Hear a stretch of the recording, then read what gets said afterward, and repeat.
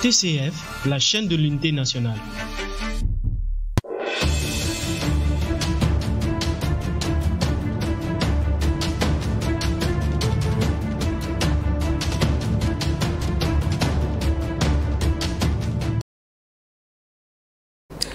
Vous êtes en direct de la télévision nationale centrafricaine, mais aussi de votre télévision panafricaine For You Media. Mesdames et messieurs, bonsoir et merci de nous recevoir chez vous dans le cadre de cette édition spéciale, bien sûr en direct de Bangui. Eh bien, le projet d'amendement de la Constitution en République centrafricaine reste au cœur des débats dans le pays. À cet effet, les débats ou encore les discussions se poursuivent entre différents groupes, la société civile, les partis d'opposition ou encore les partis bien sûr qui soutiennent du moins la majorité présidentielle. Alors pour cette autre édition spéciale consacrée au projet de réécriture de la Constitution en République centrafricaine, mais aussi les implications liées à la crypto-monnaie, nous poursuivons bien sûr la réflexion en se demandant jusqu'où la société civile peut aller dans le cadre de ces activités. Et ce soir, dans le cadre de cette édition, comme vous l'avez dit, spéciale, nous recevons la société civile centrafricaine. Quel est son rôle, son apport, mais aussi et surtout, que pense-t-elle de tous les plans mis en place dans le but de rendre, meilleur ou pas, en tout cas, on en saura davantage dans quelques instants, la vie des Centrafricains à travers le projet de réécriture de la Constitution et bien sûr un projet de développement sur le plan économique à travers la monnaie numérique Sango Coin. C'est donc la société civile centrafricaine qui parlera tout au long de cette édition et les réponses seront bien sûr dans quelques instants.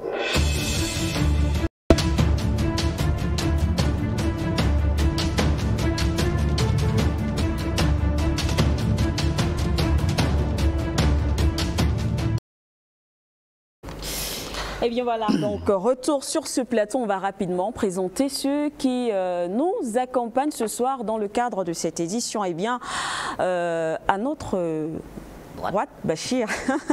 Alors on a Monsieur Alain Dekoma, vous représentez ici la Génération Consciente. On rappelle que vous faites partie justement de cette société civile. Bonsoir à vous, cher monsieur. Bonsoir, madame. Merci d'être là, merci d'avoir accepté cette invitation. On va poursuivre toujours à notre droite. Monsieur Paul Beninga, vous êtes secrétaire général du groupe de travail de la société civile. Merci également. Merci madame, juste un petit rectificatif, oui. Je suis Paul Crescent Beninga. Oui, je ne suis pas le rapporteur, mais plutôt le porte-parole du groupe de travail de la société civile. Merci. Merci d'être là en tout cas. Je vous en prie. Oui. Et bien sûr, messieurs, en face de vous, nos consultants habituels, ceux qui nous accompagnent à chaque fois qu'on a besoin de lanterne des Africains. Ils sont là. Il y a parmi eux le panafricaniste par essence et par excellence, Patient Parfendom. Bonsoir, Patient Parfendom. Bonsoir, le maestro Mohamed Bachiladan. Bonsoir, la grande princesse, j'allais dire cantatrice du panafricanisme en chanson et en poésie, qu'est Manuela Sikendoumbe. Bonsoir à mes amis. Je suis très heureux d'être enfin face, n'est-ce pas, à ceux qui font l'histoire, mais qui ne sont peut-être pas la politique, mais qui contribuent à leur manière de refonder, n'est-ce pas, cette grande société centrafricaine sur laquelle aujourd'hui fondent les espoirs, n'est-ce pas, de tout un continent. Donc cette douce responsabilité leur incombe aujourd'hui et je suis très heureux. J'espère que nos échanges vont le prouver tout à l'heure. Et merci pour cette invitation. Merci à vous surtout d'avoir fait le déplacement Patient Parfendom. À vos côtés, un camarade avec qui vous avez fait un très long chemin. Tous deux issus de cette grande formation politique que l'UPC, l'Union des populations du Cameroun. Et quand on parle du PC, on pense à Ruben Omiobe, Ernest Wandier, entre autres, pour ne citer que ceux-là. Et bien celui qui est à votre gauche n'est autre que le président Bandakani du nouveau mouvement populaire, panafricaniste convaincu également. Président Bandakani, bonsoir. Bonsoir mon cher Bachir.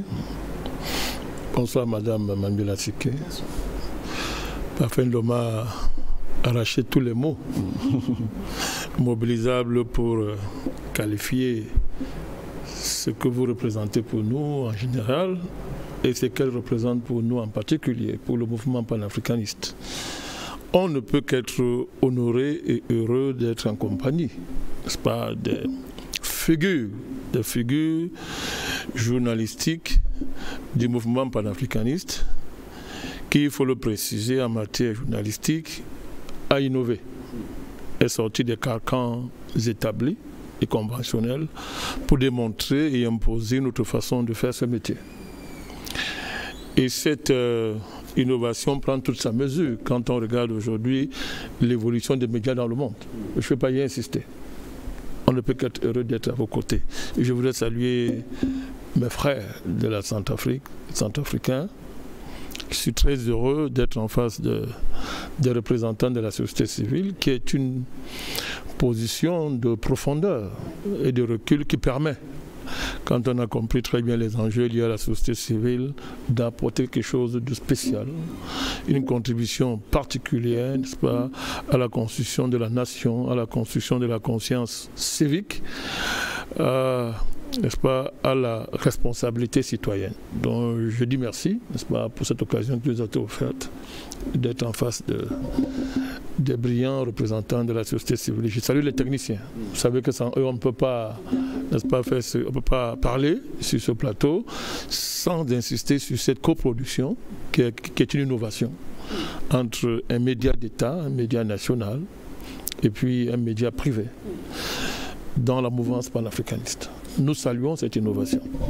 Merci à vous, Président Badakani. On rappelle également à nos téléspectateurs que tout à l'heure également le Dr Yamb va nous retrouver ici sur ce plateau. Il sera bien sûr notre 5e invité. Je pense qu'on va sans plus tarder ouvrir le débat, Bachir. Oui, en rappelant à nos téléauditeurs ou à nos éditeurs cette fois-là qu'ils sont également en direct sur les antennes de la radio nationale. Et pour ceux qui sont à Bangui, c'est la 106.9 FM. Eh bien, revenons sur ce plateau comme vous le disiez et parlons un tout petit peu de ce projet de nouvelle constitution. Je voudrais bien commencer par notre cher ami Paul Crescent Beninga.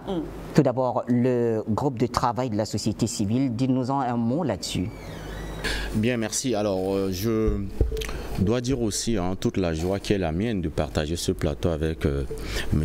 Parfendom et le président Madakani, que j'ai l'habitude de suivre d'ailleurs, notamment sur Africa Media.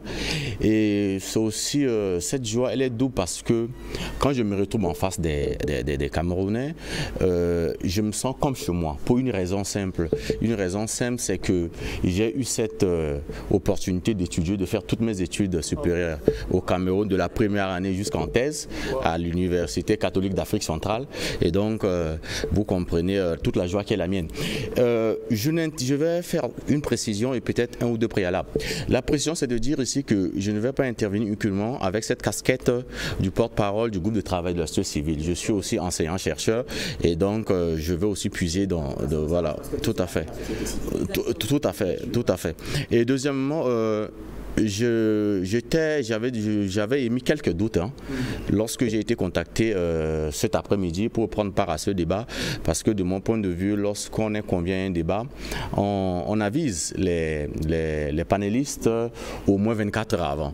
Alors donc c'est juste cet après-midi que j'ai reçu un coup de fil m'invitant à ce débat.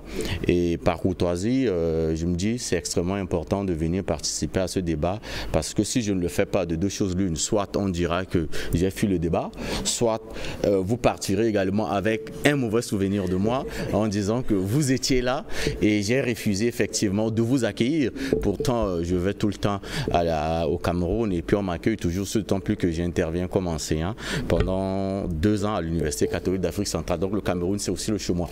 Le préalable qui est le mien, c'est de dire ici que lorsque je viens à ce débat, moi je m'attends à ce qu'il y ait de la contradiction. Une contradiction dans le respect de nos personnes, mais également de nos institutions, des autorités, qu'elles soient de l'opposition, qu'elles soient de la majorité, qu'elles soient des organisations de la société civile. Ça, c'est extrêmement important de mon point de vue à le souligner. Ceci étant, je reviens à la question que vous m'avez posée sur le groupe de travail de la société civile. En réalité, le groupe de travail de la société civile sur la crise centrafricaine, le GTSC, est une plateforme qui regroupe plusieurs organisations de la société civile ou plusieurs associations. Et le groupe de travail de la société civile est une organisation qui a vu le jour dans un contexte extrêmement particulier. C'est celui de la crise de 2013-2014. À un moment donné où on s'était rendu compte que chaque leader d'opinion, d'association prenait la parole. Et pratiquement, il disait la même chose. Et à un moment donné, on s'est dit, mais tant qu'à faire, il va falloir mettre en place une dynamique, notamment une plateforme qui regroupe ces organisations qui s'intéressent à la crise centrafricaine, notamment la crise de 2012-2013, la crise engendrée par la Séléka. Et c'était dans ce contexte-là que le groupe de travail de la société civile a vu le jour. Et donc, ce qui fait en sorte que, vous le savez, je ne vous apprends rien là-dessus, lorsqu'on parle des organisations de la société civile, lorsqu'on parle des associations, il y a des associations qui s'intéressent aux questions de développement, et il y a des associations qui s'intéressent aux questions qui touchent la politique, qui touchent l'économie, qui touchent la prise en charge, par exemple, des personnes vulnérables, des autochtones. Et le GTC, sa particularité, c'est de s'intéresser à la crise centrafricaine, c'est-à-dire d'apporter sa contribution à la compréhension de la crise et dans une certaine mesure également à la gestion de cette crise, même si je n'aime pas généralement l'expression gestion de crise, je parle beaucoup plus généralement de la configuration d'une crise, ou encore, si vous voulez, comme disent les anglo-saxons, de la transformation d'une crise que de la gestion. Voilà ce que je peux très rapidement dire au sujet du groupe de travail de la société civile sur la crise centrafricaine. Justement, pour comprendre que lorsqu'on vous suit, vous avez justement une forte expérience dans le cadre justement de des activités de société civile. Donc vous êtes certainement en tout cas la personne indiquée sur ce plateau. Nous, ce qu'on aimerait également d'en savoir ce soir, surtout dans le cadre de notre thématique, vous avez justement géré cette crise, du moins participé à la gestion de cette crise. Aujourd'hui, on parle de réécriture d'une constitution en République centrafricaine. Pour vous, quel regard portez-vous sur ce projet? Écoutez, aujourd'hui, il faut le dire, c'est un sujet à débat. C'est un sujet qui divise. La preuve en est que nous avons déjà au sein des organisations politiques quasiment 2 ou 3 tendances qui se dégagent. Vous avez d'un côté les partis politiques qui soutiennent la dynamique de la majorité présidentielle, qui estiment effectivement qu'il faut aller vers l'élaboration d'une nouvelle loi constitutionnelle. De l'autre côté, vous avez également certains partis politiques, notamment ceux qui constituent le bloc républicain pour la défense de la Constitution, le BRDC, qui estiment aussi, à tort ou à raison, qu'il ne faut pas procéder à la révision de la Constitution ou encore à l'élaboration d'une loi constitutionnelle. Et il y a également ceux qui estiment qu'au regard de cette confrontation entre 2 tendances, il va falloir aller au référendum. Lequel référendum va départager ces 2 tendances? Mais cette bipolarité qu'on observe au sein de la classe politique, on l'observe également au sein des organisations de la société civile. Il y a certaines organisations de la société civile qui estiment en réalité que ça ne sert à rien de procéder à la révision de la Constitution du 30 mars 2016 et d'autres qui estiment également qu'il va falloir procéder à l'élaboration d'une nouvelle loi constitutionnelle pour pouvoir tenir compte de certaines évolutions qu'on observe sur le champ politique, mais aussi pour élaguer un certain nombre de coquilles, si je puis m'exprimer de la sorte. Quand je parle de coquilles, pas sur la forme, mais davantage sur le fond. Et quelle est la position du GTSC dont je porte la parole? La position du GTSC dont je porte la parole, c'est de dire, et j'ai eu l'occasion de le dire dans les médias, c'est que la révision de la Constitution n'est pas une priorité.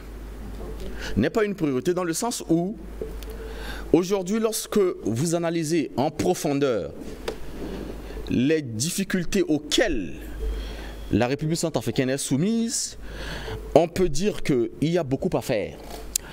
De 2016, notamment le 30 mars 2016, date à laquelle l'actuel président de la République a accédé à la magistrature suprême, à aujourd'hui, au plan sécuritaire, il faut être honnête et dire qu'il y a une amélioration.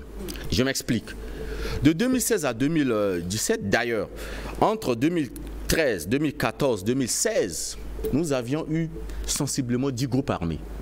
Mais il y a eu un glissement de 2016 à 2017, nous sommes arrivés quasiment à 14 officiellement groupes armés. Mais en plus de ces 14-là, il y a 2 ou 3 autres. Donc on peut dire pratiquement près d'une vingtaine de groupes armés. Presque 80% du territoire à l'époque était occupé par ces groupes armés-là. Aujourd'hui, la situation a beaucoup évolué et il faut le reconnaître. La situation au plan sécuritaire a beaucoup évolué. Même si certaines solutions qui sont implémentées, si je puis m'exprimer de la sorte, apparaissent comme des palliatifs et non des solutions durables, mais au moins on peut capitaliser ces acquis-là et à partir de là, faire de telle sorte qu'on bascule dans ce que j'appelle, on bascule dans les solutions durables. Et donc ça, il faut le reconnaître. Mais il n'y a pas que l'aspect sécuritaire. Il y a également les services sociaux de base qui pour moi constituent une priorité. Il y a les infrastructures routières, notamment les voies de communication. Il y a également le système éducatif. Alors donc, vous voyez, de mon point de vue, ce sont des chantiers qui interpellent aussi bien l'élite politique dirigeante, les organisations de la société civile, que les forces politiques de l'opposition. Et donc pour moi, ça constitue un chantier, ça constitue la priorité. Et donc, parler la question, aborder la question de la révision de la Constitution dès la première ou la deuxième année du second mandat du président de la République, pour moi, ça gêne. Maintenant, il faut le dire, cette révision de la Constitution est confrontée à un obstacle qui est éminemment juridique. C'est celui de l'absence du Sénat. Puisque lorsque vous lisez la Constitution, les constitutionnalistes, ma foi, sont quasiment d'avis là-dessus.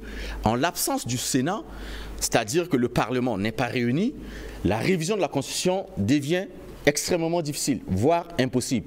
À partir de ce moment, ceux qui ont porté le projet de la révision de la Constitution estiment que le président de la République, qui est le garant de la Constitution, cette Constitution-là lui donne l'autorisation de questionner directement le peuple, qui est le souverain primaire.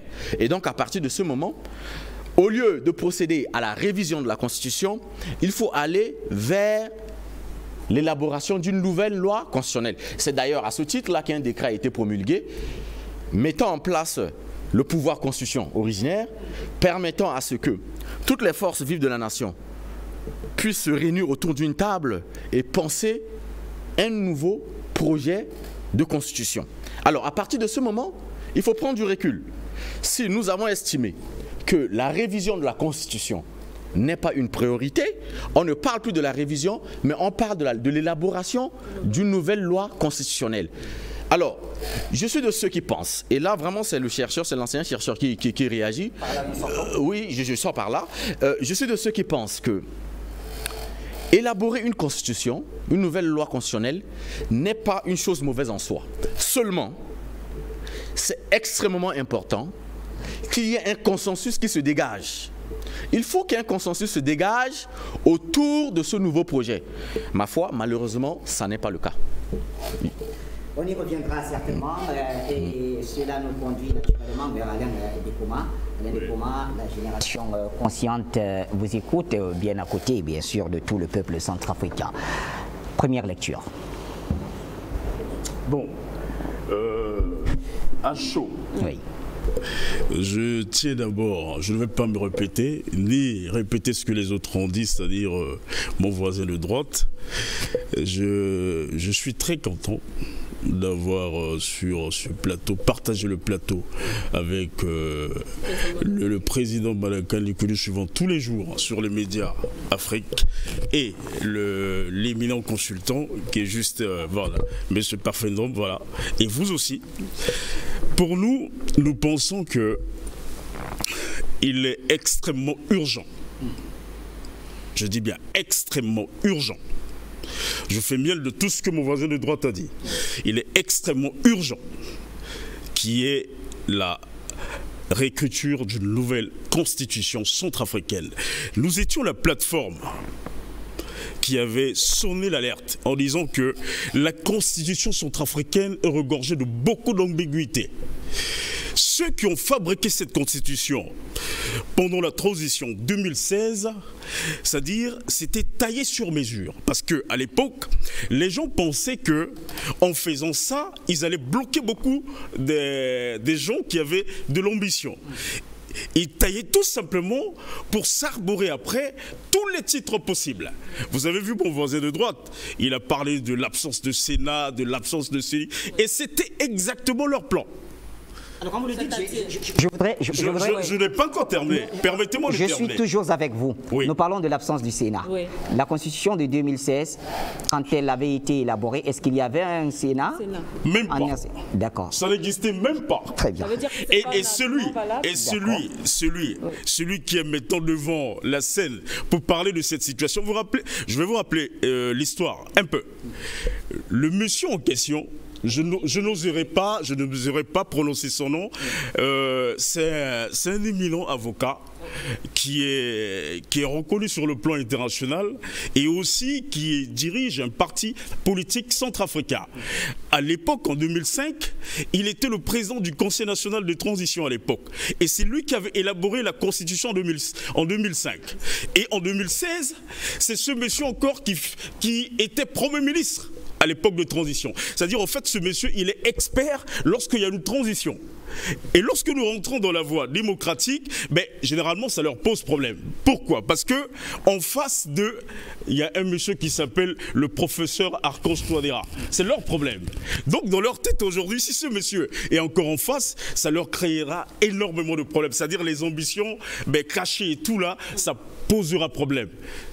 Je vous dis que ce projet est porté par un député de la République qui a recueilli auprès de ses pairs plus de 100 et quelques signatures, qui a été transmis au gouvernement. Le gouvernement s'est statué là-dessus et voilà pourquoi le président, le 26 août dernier, a pris un décret pour mettre en place ce comité de rédaction d'une nouvelle constitution.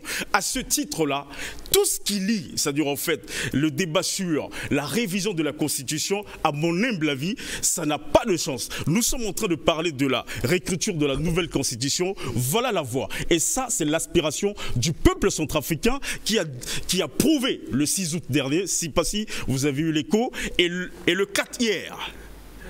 Vous étiez sur le terrain de Lucatex, vous avez vu, c'est-à-dire on fait l'engouement de la population à avoir cette nouvelle constitution qui permettra à la République centrafricaine, c'est-à-dire d'avoir sa dignité. Surtout ça, la dignité. Qui est le devoir, qui est la citoyenneté centrafricaine. C'est tout simplement ce que le peuple veut. Quand vous parlez d'extrême urgence pour vous de réécrire cette constitution, alors je voudrais bien voir un exemple. Qu'est-ce qui est dans cette constitution qu'il faut changer dans l'urgence? Vous avez lu la Constitution centrafricaine? Et je l'ai devant moi. Allez-y. Exactement. Oui. Vous prenez l'article 35. Ça pose énormément de problèmes. Alors, vous prenez l'article 35. Ça veut dire que c'était taillé sur mesure. C'était pour bloquer les gens. Vous prenez l'article 60. Vous prenez l'article 46. Vous prenez l'article 80, 33, l'article 49, l'article 95, où on a arboré la Cour constitutionnelle, dépouiller tous les autres institutions décentralisées de leur pouvoir. Ça pose énormément de problèmes. Et ça, ce n'est pas normal. Une constitution ne peut pas être figée. Très bien. Alors, mais que pensez-vous justement, tout à l'heure, M. Beninga parlait d'un consensus. Est-ce que vous pensez que ce n'est pas aussi un argument valable peut-être pour trouver une solution peut-être à cette crise qui divise aujourd'hui? Vous savez, les Centrafricains ont les gens toujours de trouver des solutions, quoi qu'il en soit à la dernière minute. Et ça, nous en savons quelque chose. Ce qui est sûr et certain, je crois que mon frère Beninga, sur ce point, je crois que c'est important. C'est-à-dire trouver le consensus. Mais trouver le consensus avec qui? Trouver le consensus avec qui interviennent justement dans il y en a qui sont tellement radicales à tel point où ils veulent absolument ils veulent seulement la mort du président Touadéra.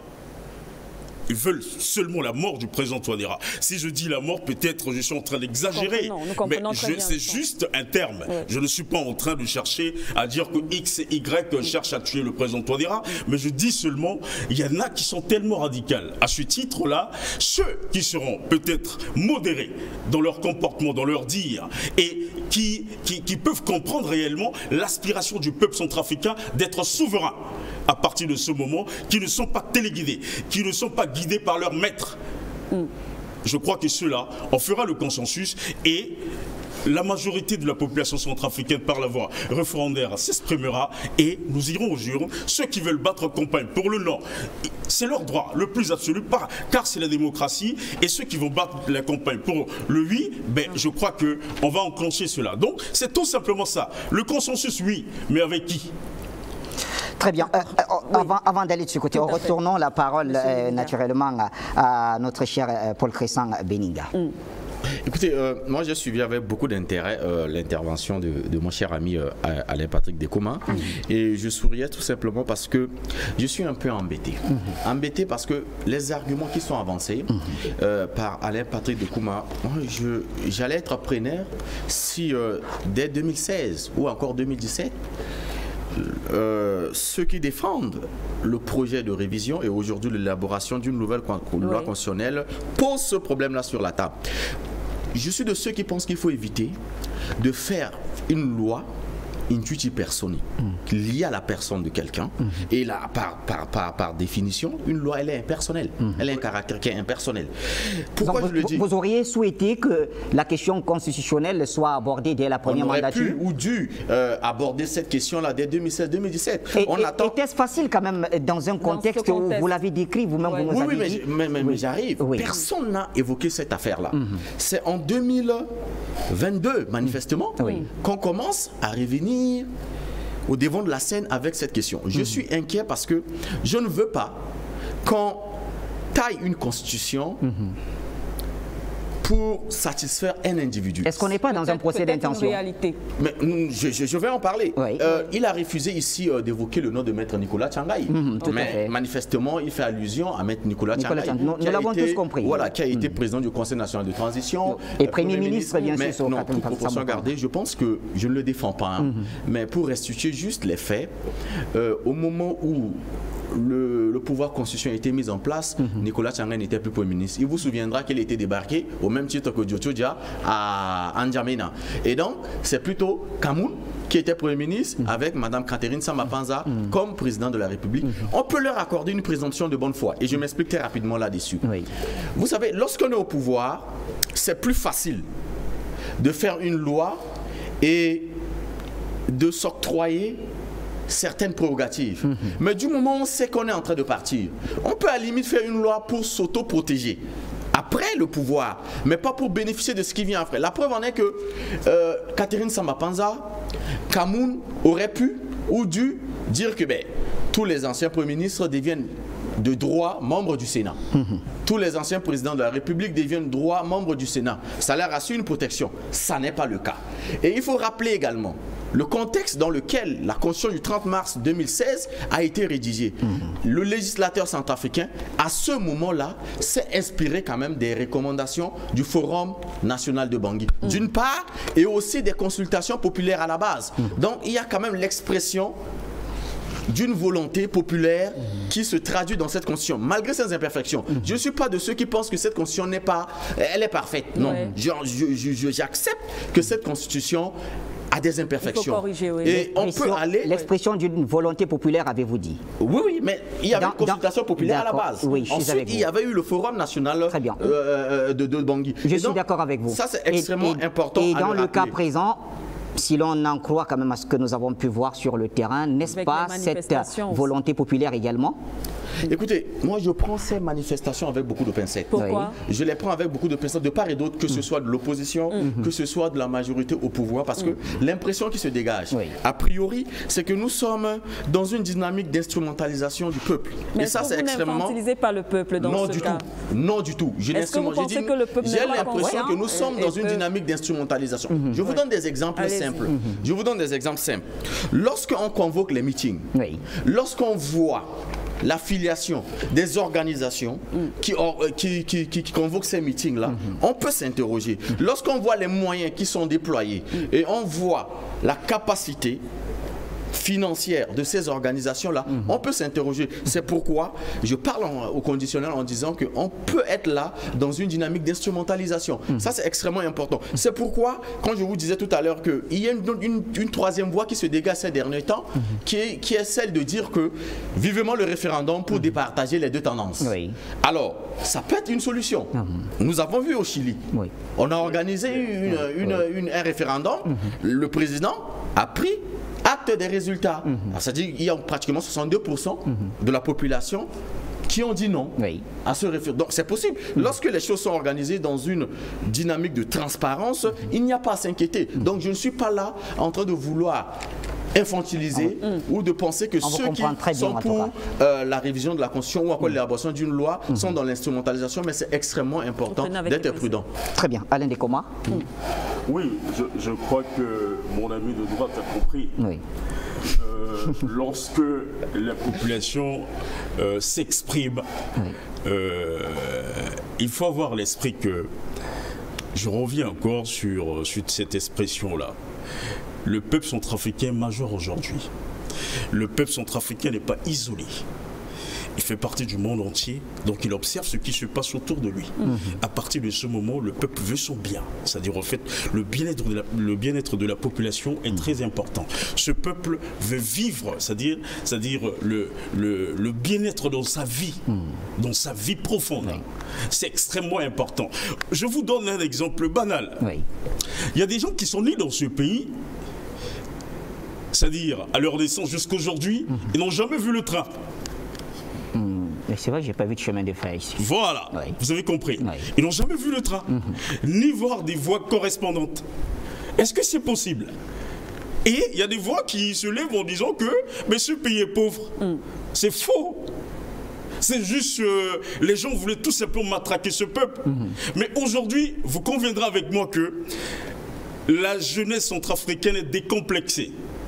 Bon nombre de cette jeunesse, et je dis encore, cette brillante jeunesse dont fait partie mon cher ami, qui, donc, c'est-à-dire au fait, un chercheur, vous le voyez, non? Il est très jeune, mais c'est un enseignant-chercheur. Et il en a dans la tête. Et il en a, voilà, voilà la qualité de la jeunesse centrafricaine aujourd'hui. Il défend son idée et il est capable de défendre jusqu'à la fin. Quoi que nous allons dire, il est capable de défendre son idéologie. À partir de ce moment-là, est-ce que vous allez me dire que cette jeunesse-là est manipulée? Si cette jeunesse était manipulée, alors que lui-même il devait être manipulé. Mais pourquoi il est resté droit dans ses bottes en faisant des analyses pertinentes? Est-ce que vous essayez de nous dire que des comme notre cher Belinga, il y en a beaucoup? Il y en a beaucoup. Très bien. Et c'est à travers ça que vous avez vu vous-même. Très bien. Tout à fait. Alors, merci à vous. Alors, on se retourne vers vous. Je commence avec vous de ce côté. Patient Parfaindo, après avoir justement écouté. On voulait bien que vous écoutiez les deux compatriotes centrafricains. On se rend compte justement que c'est une question effectivement assez grave, assez importante et qui justement divise. Alors, votre avis après justement ces premiers déroulés? D'abord, je suis très heureux. Oui. Je suis vraiment très heureux de voir la qualité des débats, parce que l'entrée en matière de Paul Christian et d'Alain me fonde, n'est-ce pas, dans la certitude que j'ai toujours eu de penser qu'on présente la Centrafrique comme un scandale. On dit que c'est le pays qui est le plus du monde, mais quand on pense au pays le plus du monde, on pense à son sous-sol, peut-être à son sol aussi. Mais on oublie de dire que la Centrafrique regorge d'abord. Sa première richesse, c'est la qualité des hommes. Et vous venez de le voir. Donc maintenant, je lance un appel à tous les Africains qui nous écoutent, qui nous regardent. Arrêtez de penser qu'en Centrafrique, il n'y a que des gens qui ont des poches chiches dans la tête. Le président Fossé-Antoine Touadéra, oui, qui est une sommité sur le plan intellectuel africain et mondial aujourd'hui, ce n'est pas une génération spontanée. De toute façon, ça montre que le travail est fait. Alors, Alors, pour mon cher ami Paul Christian, effectivement, vous êtes Camerounais parce que vous avez fait vos études là-bas, mais c'est une longue tradition, hein? Elle n'est pas nouvelle. Je vous rappelle que le premier président de ce pays, on peut le dire, voilà, Abel Barthélemy Boganda, en 1931, se retrouve au séminaire Saint-Laurent de Volier, vous savez avec qui? Avec deux autres éminences africaines.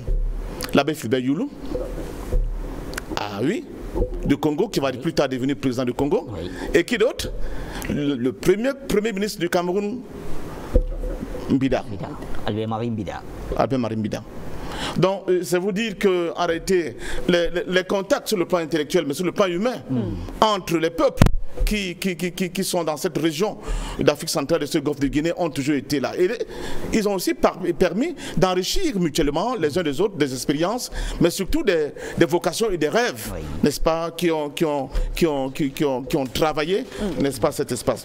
Maintenant, je suis aussi très content de constater que, contrairement à ce que nos ennemis présentent la Centrafrique comme une zone à risque, surtout si on tente de se lancer dans ce qui se qualifie d'aventure de cette réécriture ou bien de la nouvelle constitution, on se rend plutôt compte qu'on a avancé du point de vue des modalités démocratiques de débat de cette constitution. Elle consiste en quoi? Elle consiste justement à donner la parole au peuple, à donner la parole aux principaux démembrements et représentants du peuple, que ce soit les partis politiques, la société civile, ceux qui sont dans les sphères d'influence de la société tout court, ou le débat a pris court. Les débats s'organisent, chacun vient avec ses arguments. Maintenant, je pense que le moment est venu pour qu'on hâte, n'est-ce pas, la fin de cette large discussion avec les thèmes de référence qui ont été certainement mis à la disposition du grand public, et que nous puissions en fait questionner le véritable pouvoir qu'est le peuple. Et là tout à l'heure, Paul Christian citait le cas du Chili. Alors il faut préciser, c'est Crescent. Crescent. Voilà, j'envoie la correction aussi à la régie, et rapidement, c'est Paul Crescent Beninga. Crescent. Voilà. Oui. Alors, vous poursuivez, patient Pafendo. Merci beaucoup. Alors, Paul Crescent vient de le dire, on vient d'avoir une constatation, il n'a pas du Chili. N'est-ce pas, où les gens ont reconduit une constitution taillée sur mesure n'est-ce pas, de la dynamique Pinochet, contrairement, n'est-ce pas, à l'évolution progressiste qu'aurait voulu que cette constitution soit consacrée par des nouveaux changements au niveau de Chili. Ça veut dire qu'il y a des formes de régression partout. Bon, mais qu'est-ce que cela signifie au fait? Cela signifie tout simplement que nous ne vivons pas en vase clos. Le monde, il est dans une dynamique. La Centrafrique ne peut pas aujourd'hui se sortir de cette dynamique, de cette lame de fond du point de vue de la pensée, de la réflexion, pour devenir un pays autonome, un pays souverain, qui puisse apporter sa pierre dans l'édification d'une Afrique libre, indépendante et prospère. Et dans ce sens-là, le débat sur cette constitution ne peut pas être perçu comme une lubie de quelqu'un justement qui veut se tailler quoi que ce soit sous mesure pour pérenniser sa présence au pouvoir. Au contraire, elle rentre dans le cadre éminemment important aujourd'hui et urgent pour l'ensemble de l'Afrique de mettre les pieds dans le plat. En se disant, la plupart de nos constitutions dont on parle tout à l'heure, on a vu que même celle la présente, c'est presque dans un cas d'exception qu'il a été rédigé. Mais quand on regarde la plupart de nos constitutions, là je parle sous le contrôle d'un homme qui fait la recherche dans ces domaines-là, surtout dans ce qui est considéré comme le précaré français, ce qu'on doit dire, c'est que la plupart des cas, ce sont des gens qui nous ont été parachutés ici, qui ont permis à l'écriture de ces constitutions. C'est-à-dire que ces constitutions en elles-mêmes portent en elles les germes d'une domination quelconque. Bon, je prends mon pays du Cameroun pour qu'on n'ait pas l'impression que les gens ne comprennent pas. La constitution camerounaise, elle était écrite pour la première fois entre 57 et 58 par un constitutionnaliste français du nom de Maurice Duverger. Depuis, on ne fait que la retoquer. C'est ça le problème fondamental. Et le squelette reste le même. Je vous dis, c'est qu'à l'origine, la matrice même qui fonde cette constitution, elles n'ont pas été l'émanation de la volonté du peuple authentiquement africain de dire voici ce que nous voulons comme mère des lois pour construire et régir tous les aspects de notre vivre en commun.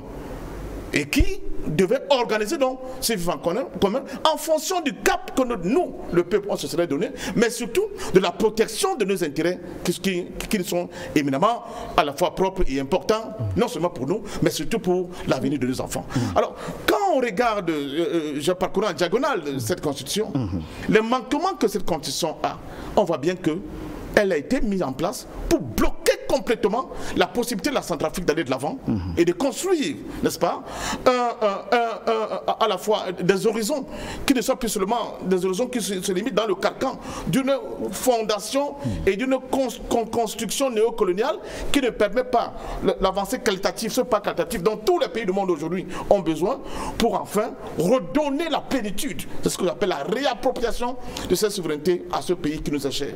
Donc, je suis d'accord avec les arguments qui ont été avancés de gauche à droite. Maintenant, je dis, continuons le débat. Menons-le dans tous les plans. Et si c'est possible, que ceux qui sont encore dans les atavismes de type on ne peut pas bouger la constitution parce qu'ils en font un fétiche, les constitutions ne sont pas des fétiches. Si aux États-Unis, on nous parle d'une constitution qui ne bouge pas depuis je ne sais pas combien d'années, c'est parce que justement, admettons, celle-là, elle a été le fruit des founding fathers, donc des Américains de manière propre. Elle n'a pas été, comme c'est notre cas, de choses qui nous ont été imposées parce que Bombardier est venu de l'extérieur avec justement les intérêts de l'extérieur. Il faut que nous soyons capables de bâtir, de fonder aujourd'hui une constitution qui va en droite ligne de nos propres aspirations de la reconquête de notre souveraineté. Et cela passe par ce débat, cela passe par cette réflexion, cela passe à la fin, évidemment, par qui doit sanctionner par un vote qui consacre enfin cette idée de dire que les Centrafricains, de manière autonome, de manière libre, de manière indépendante, se sont dotés eux-mêmes des propres institutions qui vont prédestiner, n'est-ce pas, au futur de leurs enfants. Un référendum pourrait être l'une des solutions. Justement. Mais aujourd'hui, à mon sens, c'est la voie royale pour évacuer, n'est-ce pas, tous les sous-entendus et espèces de interprétation. Oui, on dit oui, c'est parce que tel ne veut pas partir au pouvoir, mais on l'a démontré. Ce n'est pas l'objet, si je l'ai dit avant, dans 1000 plateaux ailleurs, que pour la première fois dans cette Centrafrique, il ne faut pas qu'on oublie de dire aux Centrafricains qui ont les yeux en cœur d'où vient la Centrafrique. On a vu les images de la Centrafrique qui ont causé des AVC aux gens dans d'autres pays. Moi, j'ai vu à Douala, je ne veux pas citer le nom ici, une maman qui m'a dit c'est pas possible, j'ai fait ce pays, c'est inacceptable ce que je vois. Des gens qui ont été ravalés au rang des animaux, des gens qui se nourrissaient, n'est-ce pas, des feuilles d'arbres et des racines en brousse, parce qu'ils n'avaient pas cette paix relative dont jouissent aujourd'hui les Centrafricains. Ne serait-ce que pour ça, on peut dire que même comment dire ça, à mi-terme, le bilan du président Faustin Archange Touadéra parle pour lui et peut justifier le fait que aujourd'hui on pense que non seulement on procède à ce nouveau dépassement pour permettre enfin à la Centrafrique de rentrer dans la plénitude de sa souveraineté, mais surtout de continuer cette marche en avant qu'il a initiée pour effectivement doter la Centrafrique de ces instruments qui vont l'amener à être un pays souverain, un pays compétitif, mais surtout le nouveau phare de cette Afrique. On ne le dit pas assez. Hier, on a cité Carrenou, qui a inspiré plus d'un, n'est-ce pas, de ces combattants nationalistes et même d'autres révolutionnaires à travers le monde dans le cadre de l'émancipation des peuples. Je pense qu'aujourd'hui, la Centrafrique doit retrouver cette place centrale, mais pour qu'elle les retrouve, il faut qu'elle se débarrasse de toute forme, n'est-ce pas, de grelots coloniaux qui continuent, n'est-ce pas, de plomber complètement toutes les aspirations profondes de nos peuples. Et c'est en cela que je pense que ce débat, qui à mon sens doit être sanctionné par une possibilité pour les Centrafricains de se doter eux-mêmes d'une constitution qui sera la leur. Pourquoi pas une constituante même? Pourquoi pas une constituante à la centrafricaine qui va enfin élaborer cette mer de loi et permettre que justement des jeunes comme celles que je viens de voir sur ce plateau continuent d'inspirer et d'éclore à travers l'Afrique et à travers le monde. Merci, patient parfait d'homme. Président Bandakani, alors je vous ai vu très silencieux, vous avez écouté les uns et les autres. Quel est votre regard, quelle est votre lecture après avoir suivi le débat jusqu'à ce niveau? D'abord, me féliciter. Pour ne pas dire nous féliciter de la qualité du débat. Merci, Président. Des copanélistes ont dit qu'ils étaient très honorés de partager le plateau avec nous. ben, je voulais leur retourner la civilité. Ce n'est même pas une civilité. On est obligé de dire qu'on a honoré au regard de la pertinence de tout ce qui a été dégagé ici ce soir sur la question. Je commencerai par dire que lorsqu'on apporte un malade chez un médecin, s'il est un bon médecin, il cherche les causes de la maladie. S'il est un commerçant, il soigne les symptômes. Ça va vite. On peut badigeonner les symptômes, on prend l'argent. Mais un médecin sérieux va inspecter les causes profondes de la maladie. S'il les trouve, le malade est guéri pour toujours concernant cette maladie. Il est guéri pour toujours, parce qu'il aurait éradiqué la cause. Je pense que cette méthode-là, cette approche est valable pour le débat de la Constitution, pas seulement en Centrafrique, mais dans tous les pays africains. Les projets, ou bien les existants constitutionnels en Afrique sont malades. Toutes sont sérieusement malades. Et la gravité de cette maladie vient de ce que le malade ignore qu'il est malade. Et ceux qui sont appelés à le soigner, ou bien ceux qui se disent spécialistes de cette constitution, ne voient même plus la maladie. Nos constitutions sont des morts vivants. L'expérience constitutionnelle moderne s'est greffée en Afrique sous quelle modalité? Lorsque ce continent a perdu sa souveraineté. On peut remonter très loin depuis la chute de l'Égypte antique. Mais on va dire que c'est très loin.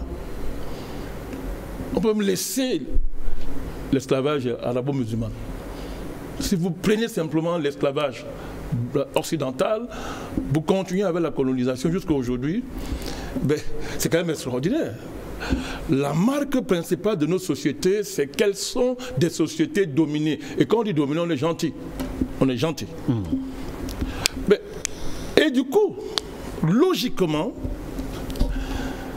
les dynamiques constitutionnelles dans des pays africains en général, et c'est valable, et encore plus valable pour la Centrafrique, traînent une contradiction fondamentale, j'allais dire génétique. Comment on peut constitutionnaliser la domination étrangère et en même temps prétendre se libérer de la domination étrangère? Je pose la question. Comment est-ce qu'on peut constitutionnaliser la domination étrangère? Je dis, je suis gentil, parce qu'il est question de la négation de notre humanité, de l'humanité de l'homme africain, de l'homme noir, c'est de cela qu'il s'agit. Rien ne peut contester cela, c'est un fait. Comment donc peut-on constitutionnaliser la négation de son existence, la négation de son humanité et la négation même de l'existence de nos nations? Ça, c'est la tare fondamentale de nos constitutions. Et on va tourner autour. Elles sont chrysogènes, elles ne peuvent que générer des crises et rendre nos pays ingouvernables. Il faut en sortir. C'est pour ça que les questions constitutionnelles sont très sérieuses, pour qu'on les laisse aux juristes et aux constitutionnalistes. C'est comme la maladie. Un malade, la maladie est trop précieuse pour qu'on laisse ça seulement au médecin. Quand vous allez voir un médecin, vous avez votre mot à dire. D'ailleurs, la déontologie médicale l'exige. Elle est désormais consacrée. Sauf pour le Covid, où les inventeurs de Covid nous ont interdit de dire un mot sur notre maladie. Mais passons. Je pense qu'il y a encore les mesures barrières ici dans ce pays. On appelle ça mesures barrières, c'est ça? Oui. Alors, ça part de là. C'est de cela qu'il s'agit. On parle de quoi? Tout à l'heure, j'ai écouté l'excellent Beninga tout à l'heure. Il a convoqué extrêmement de notions importantes, extrêmement pertinentes, qui m'autorisent de nuancer un peu. Les notions de constituant originaire sont des notions formelles et théoriques. Dans le fait concret, toutes les dynamiques constitutionnelles dans le monde. Le constituant originel, quand vous le regardez, est toujours avant-gardiste. C'est pour lui ce que je veux dire. Je veux dire que c'est toujours un groupe. C'est toujours un groupe qui va prendre sur lui de dire, ok, j'ai la légitimité pour engager la société, la nation, dans une dynamique constitutionnelle. Lisez l'histoire des constitutions. Lisez. Le peuple, oui, celui de constituant originel, c'est clair, mais il est toujours représenté. Il est toujours représenté, soit de facto, directement, mais soit par ses délégués, soit par ceux qui parlent à son nom en ce moment-là. C'est ça la réalité des constitutions originaires. Pourquoi la Centrafrique ferait exception? Puisque mon excellent co-panéliste parle du consensus. Je ne rêve que de ça. Nous ne rêvons que de ça. Ben, c'est très compliqué de faire du consensus dans les plantations d'esclaves. C'est très compliqué. Parce que les intérêts sont tellement antagonistes. Il y a une telle fragmentation sociale. Il y a l'histoire liée aux manœuvres des propriétaires de plantations qui sont des génies dans l'art de créer des oppositions, même dans les endroits où il n'y a pas d'opposition possible, il les crée. Vous faites comment construire un consensus? Ce que vous demandez, c'est ce qu'il faut. C'est la merveille qu'il faut trouver. Mais comment on va faire? Comment on va faire pour le trouver? Et à partir du moment-là, je pense que la formule, c'est justement de contourner cette impossibilité consensuelle. En faisant quoi? Je ne sais pas. Je ne fais pas de bâton magique, mais je dis, tout à l'heure, quand j'ai convoqué l'histoire des constitutions originaires, ce n'est pas à tort que je le fais. Tout à fait. Je suis simplement en train de dire quelque chose que il sait de quoi je parle. C'est clair et c'est net. Et il a convoqué un enjeu majeur ici, la bipolarité du débat. Bipolarisation du débat. Ouais. C'est très pertinent, ça remarque. Très, très pertinent. Mais là encore, il m'autoriserait à nuancer. La RCA n'est pas bipolaire. Ce n'est pas deux pays. Ce n'est pas un pays qui a deux pôles qui s'affrontent. L'histoire... Je vous ai bien compris. Hein. Je vous dis, j'ai bien dit que je m'autorise à nuancer. Je reconnais, vous avez fait un constat. C'est un constat. Le fait, il est là. Vous êtes même très gentil quand vous parlez de bipolarisation. Il faut dire même multipolarisation. Qui est masquée par la bipolarisation dominante. Des cas, on pourrait me dire la tripolarisation dominante. Vous avez convoqué 3 blocs. Mais je dis que je suis d'accord avec vous, mais simplement, je dis ceci. Je parle de la RCA. Elle n'est pas tripolaire, la RCA. Elle n'est pas bipolaire. C'est une matrice unique qui porte tous les enfants de ce pays, malgré leur diversité. Les diverses composantes de ce pays ont pour matrice unique la RCA, le RCA, puisqu'on dit le Centrafrique. La RCA, mais le Centrafrique. La République centrafricaine, le Centrafrique. Ok, je fais l'effort de m'adapter. Donc à partir de ce moment-là, je pense que le génie qui est votre responsabilité, vous êtes un grand chercheur, c'est d'articuler la centralité de la matrice qui porte toute cette diversité, de s'assurer que cette centralité prenne le pas, parce que sinon c'est l'explosion. C'est l'explosion. Et l'histoire de ce pays, je crois que nous sommes tous fatigués, n'est-ce pas, des explosions civiles, des explosions sociales qui font du mal, qui martyrisent ce pays. Nous sommes fatigués tous de ça. Donc, la Constitution, c'est une loi fondamentale. Elle n'est pas bipolaire. Elle n'est pas tripolaire. Elle est le fondement.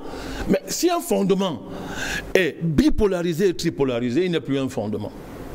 Donc ce sont les intérêts supérieurs de la Centrafrique qui doivent gouverner la dynamique de la réécriture de la Constitution.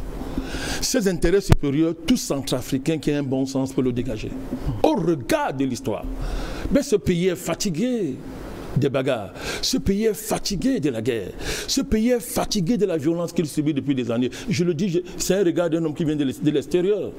Mais je suis centrafricain comme il est camerounais. Les problèmes de vos pays nous touchent. On ne peut pas être un peu au Cameroun si on parle du Cameroun, s'il y a la guerre ici. C'est impossible, vous le savez. Vice versa. Toutes vos frontières. D'ailleurs, votre pays est tellement riche que je vous apprendrai des convoitises. Des voisins sur votre pays. Ils regardent. Ils regardent. Ça, c'est un enjeu métaconstitutionnel. Les gens vous regardent, les gens regardent.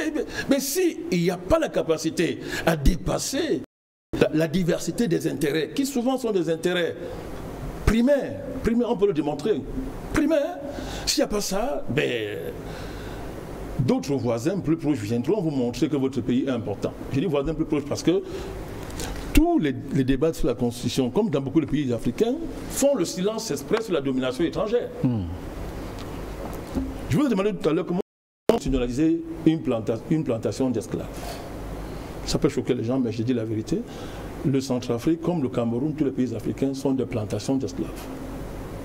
Convoquons l'exemple de la France, si vous aimez beaucoup ces modèles étrangers, les États-Unis, des pays qui nous ont servi de référence pour notre malheur en passant.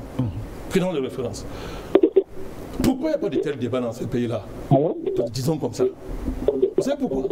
Parce que les constitutions dans ce pays-là ne sont pas des immaculées conceptions. Ce ne sont pas des purités textuelles. La Constitution française ou américaine a les capacités de défendre ce qui fait les fondations d'une constitution. Une capacité économique établie. Une possibilité de rayonner sur le plan culturel, de rayonner sur le plan politique. La puissance géopolitique. Enlever à la France son armée, enlever lui ses colonies, enlever aux États-Unis sa puissance militaire, sa puissance économique, enlever à l'Angleterre, pareil, enlever leur tout ça. Et vous allez voir ce que valent les constitutions. D'ailleurs, par leur passé, ils sont passés même par là.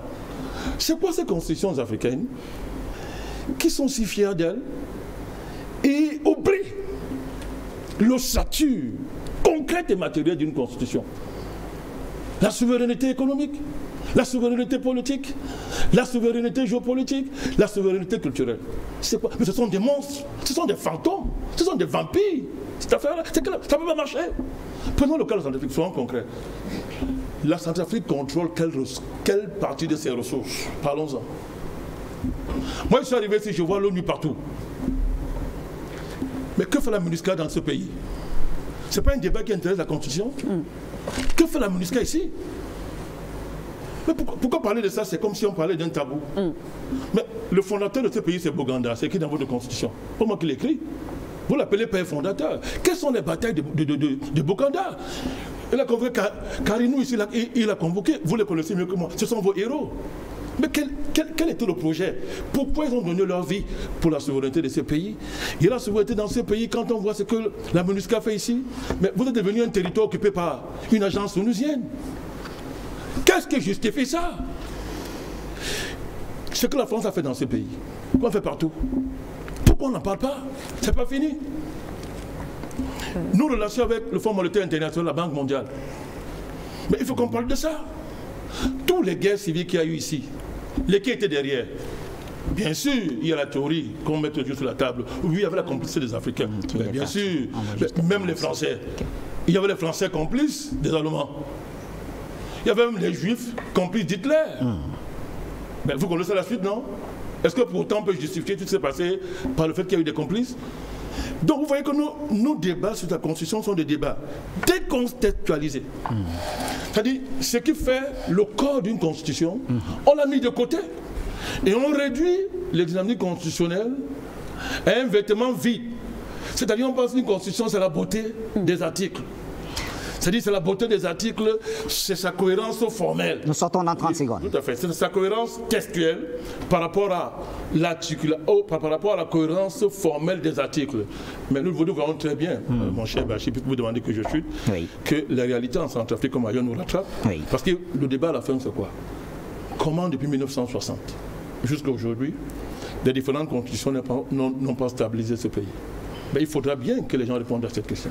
Merci, Président Bandakani. Je rappelle à nos téléspectateurs, naturellement, vous pouvez appeler pour participer à cette émission. Vous le savez, la plupart de nos émissions sont interactives et celle-ci, encore plus, les Centrafricains peuvent appeler ou encore tous les citoyens d'Afrique et du monde. Vous avez la parole de toutes les façons. Patient Parfait d'homme, je vous vois. Non. Oui. Non, je suis 30 secondes puisque je vais retourner vers... Je suis chaque fois que j'écoute le président Bandakani parler de l'occupation en réalité de notre sol par des forces venues de l'extérieur. C'est le cas par exemple de cette force de l'ONU. L'argument est facile. Ils sont venus nous aider. Mais faisons le bilan des différentes aides de ce genre d'ailleurs. On ne peut pas transformer une ville comme Bangui en une espèce de ONU-land. Ce que nous voyons sur les rues centrafricaines depuis que moi je suis là depuis quelques jours, c'est très grave. C'est très très grave. Ça remet en cause la question même de la souveraineté de ce pays. Or, la construction d'un pays est censée consacrer justement sa souveraineté. Je pense que ce débat doit continuer. Je pense qu'on doit avoir le courage, l'honnêteté de reconnaître que si la Centrafrique ne retrouve pas sa place centrale en Afrique, toute idée de développement pour notre continent sera vouée à l'échec. elle ne peut pas continuer à constituer de manière, j'allais dire, consubstantielle, le ventre mou, le maillon faible de cette construction africaine, alors que nous avons ce niveau d'intellectuel, ce niveau d'hommes, tout court, qui sont à la hauteur de l'échelle de ce pays, que cet espace constitue, et qu'on continue de nous prendre pour des grands enfants, des attardés mentaux, qui ne sont pas assez mûrs pour pouvoir, n'est-ce pas, se prendre en charge eux-mêmes et orienter, n'est-ce pas, leur propre destin et l'avenir de leurs enfants en toute liberté et en toute, j'allais dire, indépendance. Merci à vous, Passion Parfait d'Homme. Paul Christian Beninga. Je poursuis avec vous après, justement, après avoir écouté le président Badakani, bien sûr, Passion Parfait d'Homme. Ils ont évoqué des aspects quand même assez importants, du moins dans leur argumentaire, en ce qui concerne l'enjeu autour justement de la réécriture de cette constitution. Ils ont parlé de souveraineté, ils ont parlé de, pour la Centrafrique, comme d'ailleurs pour les autres États africains, qu'il est important aujourd'hui de retrouver une certaine souveraineté, une certaine fierté africaine. Et donc les enjeux sont peut-être ailleurs que ce qu'on présente, c'est-à-dire une constitution qui se veut tailler peut-être à la mesure d'une personne, mais peut-être il faudrait jeter le regard ailleurs que ce qu'on voit actuellement. Bien, merci. En fait, j'ai suivi avec beaucoup d'attention les interventions de M. Badakani, de M. Parfait, également de gauche, on parle d'Alain Dekoma. Et à un moment donné, je souriais parce que l'impression qui se dégage de toutes ces interventions, c'est que une fois qu'on aura toiletté notre constitution, nous aurons un beau pays. Et une autre impression, c'est que M. Parfait et Badakani tiennent un discours de fond. Je ne vais pas dire qui est à l'opposé de ce qui est dit ou soutenu au plan national par ceux qui défendent le projet de révision et mieux encore de l'élaboration d'une nouvelle constitution. Je vais vous dire pourquoi. La dynamique enclenché par M. Badakani et par qui a déjà fui. Pas du tout. C'est pour le taquiner. C'est pour le taquiner. Est une dynamique qui se veut panafricaniste, avec la ligne qu'ils ont toujours l'habitude de défendre. Je ne leur en veux pas. Même si je ne partage pas cette idée, je ne leur en veux pas. En revanche, quand on voit ce qui se fait au plan national, c'est un autre argument. Je m'explique pour être plus clair. Allez-y. Au plan national, on nous dit il y a des institutions qui sont budgétivores et il faut posséder, et il faut les élaguer. Entre autres, la haute autorité chargée de la bonne gouvernance, le Haut Conseil de communication, pour ne citer que ces deux institutions-là. Je rappelle au passage qu'il existe un comité de lutte contre les pratiques clientélistes au niveau de la primature. Pendant les consultations populaires à la base, les Centrafricains ont émis le vœu qu'on puisse mettre en place une nouvelle institution, notamment la haute autorité chargée de la bonne gouvernance. Aujourd'hui, on dit qu'il faut procéder, il faut l'élaguer de la Constitution. En même temps, on nous dit qu'on veut créer un poste de vice-président. Ma foi, de mon point de vue, il faut s'arracher le cheveu pour comprendre cette logique-là. On nous dit qu'il faut élaguer les institutions qui sont budgétivores. Si le Haut Conseil de communication, d'une part, et la haute autorité chargée de la bonne gouvernance, d'autre part, sont budgétivores, quelle est cette, j'ai envie de dire, manie de vouloir créer un poste de vice-président en sachant que ce poste-là va être budgétivore? Et ceux qui soutiennent ces arguments-là, et moi je l'ai écrit d'ailleurs, que le Sénat est une institution budgétivore, ne sont pas allés contre le Sénat, mais plaident pour le maintien du Sénat, qui n'a pas encore vu le jour d'ailleurs. Donc le projet va être reconduit dans la nouvelle loi constitutionnelle. Vous m'arrêtez si je me trompe, la vice-présidence, elle dépendra de la présidence? Ah bon, je ne suis pas le mieux indiqué pour vous en parler. Mais, manifestement, oui. D'accord, ça veut dire que c'est un poste dans une même institution. je ne suis pas mieux indiqué pour le dire, mais d'après la rester sur l'exemple que vous avez pris. Oui, bien sûr. Mais quoi qu'il en soit, ça sera coûté. Si vous voulez, on peut faire des exemples, des calculs simples. Et ce n'est pas M. Bandakani qui va me démentir. Il aura quand même un fonds politique, le vice-président. Il aura un budget de fonctionnement. Alors, si on fait le ratio entre la haute autorité chargée de la bonne gouvernance et la vice-présidence, quand vous prenez le Sénat, qui va être maintenu dans la nouvelle loi, ça pose problème. Vous voyez, en fait, on est dans les détails, j'ai envie de dire, quasiment inutiles. Quand on voit les arguments qui sont présentés au plan national. Maintenant, quand on écoute M. Bandakani, on écoute mon cher frère Parfait, ils sont dans une autre dynamique. C'est la question de la souveraineté. Oui. La question du développement.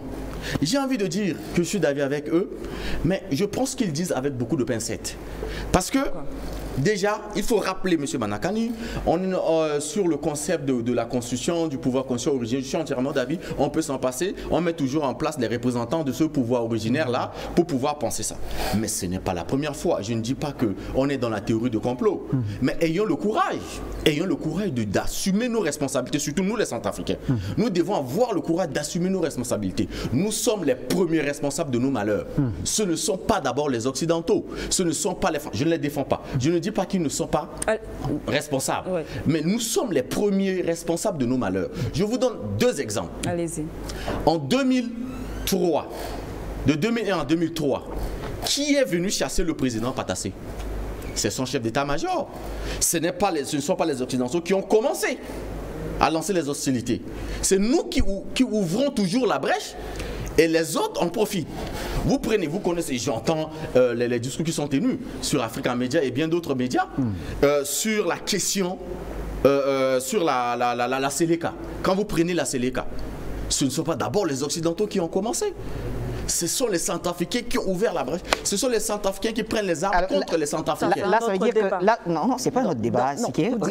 Voilà, oui, je vous comprends. Pour dire qu'il y a d'autres personnes qui pensent justement, pour aller rester dans cet argumentaire-là, qu'il y a toujours des manipulations externes justement en ce qui concerne... Non, je ne nie pas. Que ce soit... Vous lisez mes ouvrages, je le dis. C'est pourquoi je dis la responsabilité partagée. Mais nous devons assumer notre propre responsabilité. Que ce soit la Seleka ou le tombeur de Patassé, fabrique-t-il des armes? Non, ça c'est un autre débat. Ils en achètent. Voilà. Ils en achètent. Mais écoutez, ceux qui fabriquent les armes, vous pensez qu'ils fabriquent ça pour conserver ces armes-là dans les musées? Vous pouvez dire qu'ils créent les situations. Mais je donne un exemple simple. Et je vous prends un témoin. Au Cameroun. Je veux témoigner. Oui. Au Cameroun. Boko Haram. Oui. Si le leader camerounais n'était pas fort, le Cameroun ne sera pas là où il est aujourd'hui. On est d'accord? Savez-vous comment... Oui, bien évidemment. Est-ce que la manipulation n'avait pas eu lieu dans le contexte camerounais? La manipulation a bel et bien eu lieu. Mais il y a quand même une dynamique et il faut la saluer, plus ou moins. Mais si aujourd'hui, nous fragilisons notre pays, et ce n'est pas la Constitution. Et moi, j'ai envie de poser une question à M. Bandakani parce que le débat devient intéressant. Oui. Moi, je l'ai suivi. J'ai suivi... Bon, il est passé, je ne vais pas continuer à le citer. Non, vous le citez, rassurez-vous, il pourra revenir à tout moment. Il est là. Il est là. Mais lorsque vous vous êtes attaqué à Ouattara, lorsqu'il a voulu changer la Constitution, vous vous êtes opposé. En présentant des arguments. Oui, mais vous faites partie des critiques quasiment les plus virulents de régime de Ouattara. Il a modifié la Constitution. Vous n'avez dit jamais que c'est une bonne chose. On est d'accord? Je vais vous répondre. Voilà, c'est pas une bonne chose. Mais venir aujourd'hui nous dire que c'est la Constitution qui est la solution à notre problème, je pense que c'est une fuite en avant. La constitution de notre pays, aujourd'hui, je le dis et je ne me répéterai jamais assez là-dessus, elle n'est pas parfaite, mais ça ne veut pas dire qu'elle est à l'origine de toutes les difficultés auxquelles le pays est soumis. Très bien. C'est vrai qu'on aurait aimé passer la parole d'abord à Alain Dekoma. Président Bandakani, vous avez été interpellé plusieurs fois. Alors, on va vous donner 2 minutes. Quelques minutes. Ça 2 minutes. Bon, alors, dans ce cas, donnons la parole à Alain Dekoma. Alain Dekoma. Oui, je vous suis. Voilà. Votre co-débatteur, Paul Crescent Beninga, a évoqué un certain nombre de points qui se résument en ce que les défenseurs de l'idée de la réécriture d'une nouvelle constitution utiliserait des arguments qui ne tiennent pas. Il salue cependant les arguments évoqués par que ce soit le président Mandakani, oui, naturellement, avec beaucoup de pincettes. Il dit, sur le plan panafricaniste, si on veut, je reste sur ce qu'il a dit, c'est tenable, même s'il le tient avec beaucoup de pincettes. Mais à votre niveau...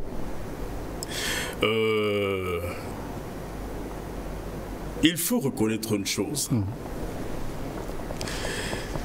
C'est très important de ne pas prendre les Centrafricains comme des sous-hommes, c'est-à-dire ceux qui ne réfléchissent pas. Ce qui est important, je relève encore, je vais mettre entre guillemets ce qu'a dit mon cher ami Paul Crescent, en disant que nous sommes toujours, c'est-à-dire en fait, responsables de notre propre malheur. Mais Christian a oublié, et lui, il ne va pas me démentir, il sait comment généralement les gens rentrent dans cette théorie de complot pour arriver à leur fin. Il le sait. Peut-être il fait semblant. Il le sait. Il y a toujours...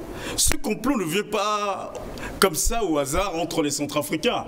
Ça vient toujours de l'extérieur. Et nous savons d'où ça vient. Raison pour laquelle, depuis le temps de Patassé jusqu'aujourd'hui, vous avez vu, chaque 10 ans, rebelote. Celui qui veut arriver, c'est-à-dire en fait qui veut prendre le pouvoir par les armes, par les moyens de coup d'État, leur argument simple généralement c'est quoi? Celui qui est au pouvoir c'est un diable. Ce monsieur c'est un diable. Il ne fait rien pour le peuple. C'est comme s'il a été consulté par le peuple.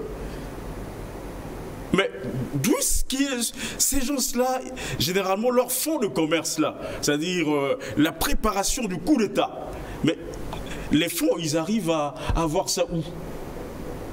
Il en sait quelque chose. Je ne veux pas dire que lui, généralement, il est dans ses cartons. Il n'est pas d'ailleurs.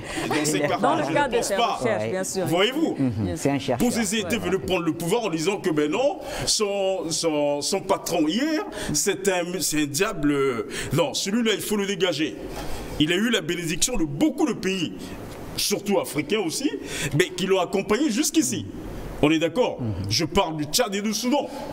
On est d'accord? Mais il y a aussi d'autres pays européens qui ont aidé ce monsieur à venir prendre le pouvoir, assassiner les Centrafricains, violer des vieilles femmes, brûler des villages pour arriver à leur fin. J'ai l'impression que ça a été facile de citer le Tchad et le Soudan. Quand vous dites d'autres pays européens, vous faites allusion à qui? Je fais allusion, je ne veux pas rentrer dans ces considérations-là. Et je ne préfère pas le dire. Mais je dis que d'autres pays européens étaient dans le coup. Ça, je n'ose pas dire c'est qui ou c'est qui. On aura tout le temps de citer un jour. Et par après, c'est de tout déjà qui est arrivé, par ces hordes de tous les renégats au niveau de l'Afrique centrale, mais ils sont arrivés, ces bêtes-là, ces sauvages-là, excusez-moi le terme, sont arrivés, mais ils ont tout bousculé à leur passage, réduit ce pays à terre. Vous avez vu l'état de ce pays où le président Touadéra était venu, c'est-à-dire récupéré par la voie des urnes. Mais est-ce que le président Touadéra a des problèmes avec des gens qui se lèvent aujourd'hui pour dire que ben non, il ne faut pas faire ci, il ne faut pas faire ça? Il n'a pas de problème avec les gens. Je rappelle que ce monsieur fut le premier ministre de Bozizé à l'époque. Lui aussi, il a été chassé du pouvoir par ce monsieur. Ceux qui étaient là, ils avaient créé un front. Et ce front-là, voilà le résultat, c'est la Séléka. Voyez-vous, si aujourd'hui la population centrafricaine est totalement décomplexée en disant que ben non, cette constitution d'hier, c'est-à-dire de 2016, ne tient plus, c'est-à-dire debout, à partir de ce moment, une constitution n'est jamais figée. On ne va pas faire ce débat-là et je ne reviens pas sur cette question parce que aujourd'hui il y a une assemblée constituante qui se mettra en place et on ira par la voie référendaire pour nous départager. À partir de ce moment-là, est-ce qu'on va toujours revenir sur la question de la révision de la constitution? Ce débat est clos. Il faut aller de l'avant. Aujourd'hui, le peuple centrafricain veut aller de l'avant. Il n'est plus question que X ou Y ose penser que les Centrafricains sont des sous-hommes, il faut les traiter comme tels. Ben non, celui-là, non. Il s'agit de la souveraineté d'un pays. La Constitution est le socle d'une république. À partir de ce moment, il n'y a pas à tergiverser là-dessus. Il est question que l'aspiration du peuple centrafricain soit prise en compte dans cette Constitution-là. Mais si ce n'est pas le cas, est-ce qu'on va revenir sur ça? Justement, avant de passer la parole, Dr Yam, est-ce que ce n'est pas aussi parce que justement ces problèmes de fond ne sont peut-être pas présentés le problème de fond, vous appelez problème de fond, ça veut dire quoi? Quand on parle de problème de fond, vous avez parlé tout à l'heure de souveraineté. Oui. Monsieur Beninga a par ailleurs, lorsqu'il a pris la parole, il a salué, je répète, avec beaucoup de pincettes, oui. Les propos tenus ici par le président Badakani, patient parfait d'homme, et il a dit qu'en Centrafrique, malheureusement, ces points ne sont pas présentés de cette façon-là. Il parlait de quel point? Souveraineté. De la souveraineté. Ce qu'on présente, c'est la souveraineté de la RC est indiscutable. Être taillée à l'image d'une seule personne. C'est faux, c'est facile de dire cela. Je vais vous rappeler une chose. Oui, allez-y. Le professeur Touadéra, c'est un enseignant. Il est professeur des universités. Bien sûr. Son métier, c'est de tenir la craie et transmettre le savoir. Son métier, ce n'est pas de s'éterniser au pouvoir. Et il le dit à qui veut l'entendre. L'idée qui était partie du projet de cette réécriture de la Constitution, ça ne vient pas du président Touadéra. C'est l'aspiration profonde du peuple centrafricain qui a démontré ça devant le monde entier à partir de ce moment-là. Est-ce qu'il veut avoir un débat? Lorsqu'un peuple s'exprime librement en disant que je veux ça, tu es qui, excusez-moi le terme, pour aller à l'encontre de la volonté du peuple? Est-ce que le président Touadéra aujourd'hui va se dire que ben non, ce que vous faites là-bas, ça ne m'intéresse pas, ça ne m'engage pas, mais qui l'a mis là? Il a le cutif du peuple. Et lorsque le peuple réclame une nouvelle constitution, il est obligé de suivre le pas. Très bien. Merci à vous. J'ai cru entendre qu'il y avait un appelant du Gabon. Okay. Alors la ligne s'est coupée. Un autre qui nous appelait justement de Bangui. Alors la régie, qu'est-ce qu'on fait? Est-ce que ces appelants sont toujours là? Très bien. Je crois qu'on va poursuivre d'abord sur le plateau. Et bien sûr, Dr Yam Timba, merci de nous avoir rejoints sur ce plateau. Vous avez écouté ce débat depuis le début. Au-delà de votre casquette d'économiste, je rappelle que vous êtes un panafricaniste convaincu et donc soucieux des questions de souveraineté. Jusqu'ici, ce que vous avez pu écouter, comment vous réagissez à cela? C'est à la fois triste, mais également encourageant. D'accord. Au fond, j'ai entendu deux personnes s'exprimer. Je n'ai vu aucune contradiction fondamentale. Alors, qu'est-ce qui cause ton problème? Je pense que ces deux personnes sont à l'image de ce que l'on perçoit dans le pays. C'est-à-dire, en fait, on discute des détails, le ton monte, on se déchire, alors qu'on ne parle que des détails. Vous êtes dans la perspective ou dans une... vous donnez le sentiment que vous êtes d'accord au fond sur une chose qui est pourtant simple mais fondamentale, la reprise en main de votre pays par vous-même. Vous exprimez clairement le fait que vous êtes conscient que votre pays, ce n'est pas vous qui le dirigez, que vous êtes dans un pays qui est sous occupation. Même la Deuxième Guerre mondiale n'a duré que 6 ans. Mais ici, vous avez quand même des gens qui sont là depuis une éternité. Vous êtes conscient quand même du fait que, on le ressent dans vos paroles, que le franc CFA siphonne toute la valeur ajoutée du Centrafrique et que c'est un point de blocage fondamental, essentiel, qui empêche ce pays de se développer. Vous êtes conscient du fait que, et Monsieur Beninga, qui a fait ses études, ou qui intervient toujours au Cameroun, dans l'université camerounaise, vous êtes parfaitement conscient que c'est un débat essentiel. Pas seulement un problème fort pour la Centrafrique, mais c'est un débat essentiel pour tous les pays dans lesquels on utilise le franc CFA et le franc comorien. Vous produisez, quelqu'un d'autre perçoit. Et vous avez le sentiment également que, enfin vous donnez le sentiment, on le perçoit, que ce pays est à un moment essentiel, un moment exceptionnel de son histoire. On a l'impression qu'on vit un récapitulatif, ou si vous voulez, on vit une sorte de survenue de deux moments qu'on a vécu il y a déjà bien longtemps dans ce pays. Il y a un siècle, avec Karim, nous refusons d'être des personnes asservies. Je vous rappelle, lui, il est censé le savoir. Ça faisait juste quelques décennies qu'un certain Lewis Henry Morgan venait de publier son texte sur la classification des êtres humains. Et ce texte-là classait les Centrafricains comme des sauvages. Et c'est le cas pour tous les Noirs. Tous les Africains, c'était des sauvages. Il y avait les sauvages au bas de l'échelle, qui étaient au même niveau que les animaux. Ils pouvaient à peine constituer des meutes, comme tous les animaux. Et au-dessus, il y avait des barbares, qui pouvaient constituer des hordes. Et tout au sommet, il y avait les civilisés. C'est les seuls qui pouvaient constituer des États et qui avaient donc le droit de coloniser les autres. Et un type qui s'appelle Karinou dit « Je ne peux pas accepter le fait que des gens viennent d'ailleurs et occupent nos terres. » Dans la construction du fameux chemin de fer Congo-Océan, des milliers de Centrafricains ils sont morts et il a refusé le traitement inhumain et dégradant qui ont suivi, qui était perpétré là-dedans. Et de 1928 à 1932, il y a eu cette guerre qu'il a menée. D'ailleurs, de ce qu'est la Centrafrique aujourd'hui jusqu'au Cameroun et au nord du Congo, mais qui a quand même décimé la moitié de la population de ce pays, que vous appelez le Centrafrique aujourd'hui. Les choses qui sont fondamentales pour le Centrafrique, moi je les perçois en arrière-plan de ce que vous dites. Vous dites, nous avons été décimés, nous sommes un peuple martyrisé.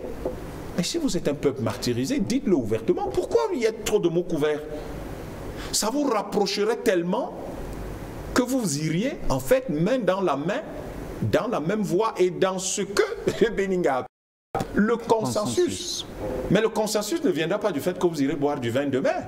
Il viendra du fait des idées que vous défendez et de la structure, c'est-à-dire du fait que toutes ces idées-là naissent du rappel de votre histoire que vous partagez. Et il y a eu le deuxième moment, Boganda.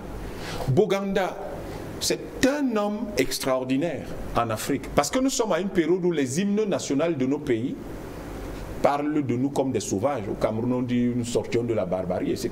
De la barbarie, parle de nous comme des barbares. Pas du tout comme des civilisés, pas des êtres humains. Et Boganda arrive et dit... Vous ne pouvez pas imaginer, nous sommes en 2022, la plupart des jeunes ou des moins jeunes, et même nous qui sommes quand même dans la trentaine, la quarantaine, et peut-être certains commencent la cinquantaine éventuellement sur ce plateau, je ne sais pas, ont du mal à imaginer que lorsque Boganda parle dans les années 50-60, l'idée d'indépendance, c'est une révolution. C'est exactement de la même magnitude que ce qu'avait fait Copernic en sciences. Quand Boganda parle d'indépendance ici, mais Boganda, il résume l'indépendance à quoi? 5 verbes. Dites-moi lequel des Centrafricains n'est pas concerné par ces 5 verbes. Se nourrir, se loger, se vêtir, se soigner, s'éduquer. Dites-moi lequel. Or, depuis 1960, des forces extrêmement puissantes ont fait retomber, après Boganda en tout cas, ont fait retomber la Centrafrique dans ce qu'elle n'était pas, parce qu'on n'a pas compris pourquoi elle essayait de se hisser au niveau où elle ne le voulait pas, où on ne le voulait pas. Et il y a même un secrétaire général de l'ONU qui a perdu sa vie à cause des problèmes de la Centrafrique, même si on a tendance à lier sa mort à ce qu'on appelait à l'époque le Congo. 1961. Donc, des décennies plus tard, près d'un siècle plus tard, vous avez exactement la même période constitutionnelle qui se produit en Centrafrique à la faveur de la structure politique que vous avez aujourd'hui. Vous parlez de 2 blocs qui s'opposent. Mais quels sont les sujets qui opposent ces blocs? Voilà peut-être la question de fond. Parce que je vous ai entendu parler, je n'ai entendu aucun problème de fond. Vous ne dites pas, voici ce sur quoi les blocs s'opposent. Or, si vous dites, dès que vous dites sur quoi les blocs s'opposent, vous constaterez que vous dites la même chose. Et que, au fond, ceux qui vous écoutent se disent, pourquoi est-ce qu'il y a un débat en Centrafrique? C'est ça là où monsieur Dekouma. Monsieur Dekouma, en fait, il a parfaitement raison de dire, nous avons des intérêts étrangers qui manipulent les choses dans notre pays, et ces intérêts étrangers biaisent le débat. Et en biaisant le débat, empêche les Centrafricains d'aller dans la voie de leur développement. Le vrai débat, oui. Parce qu'au fond, quels sont les problèmes de fond de cette constitution de 2016? Mais comment pouvez-vous, en étant centrafricain, accepter que votre président soit mis sous tutelle et sous régence?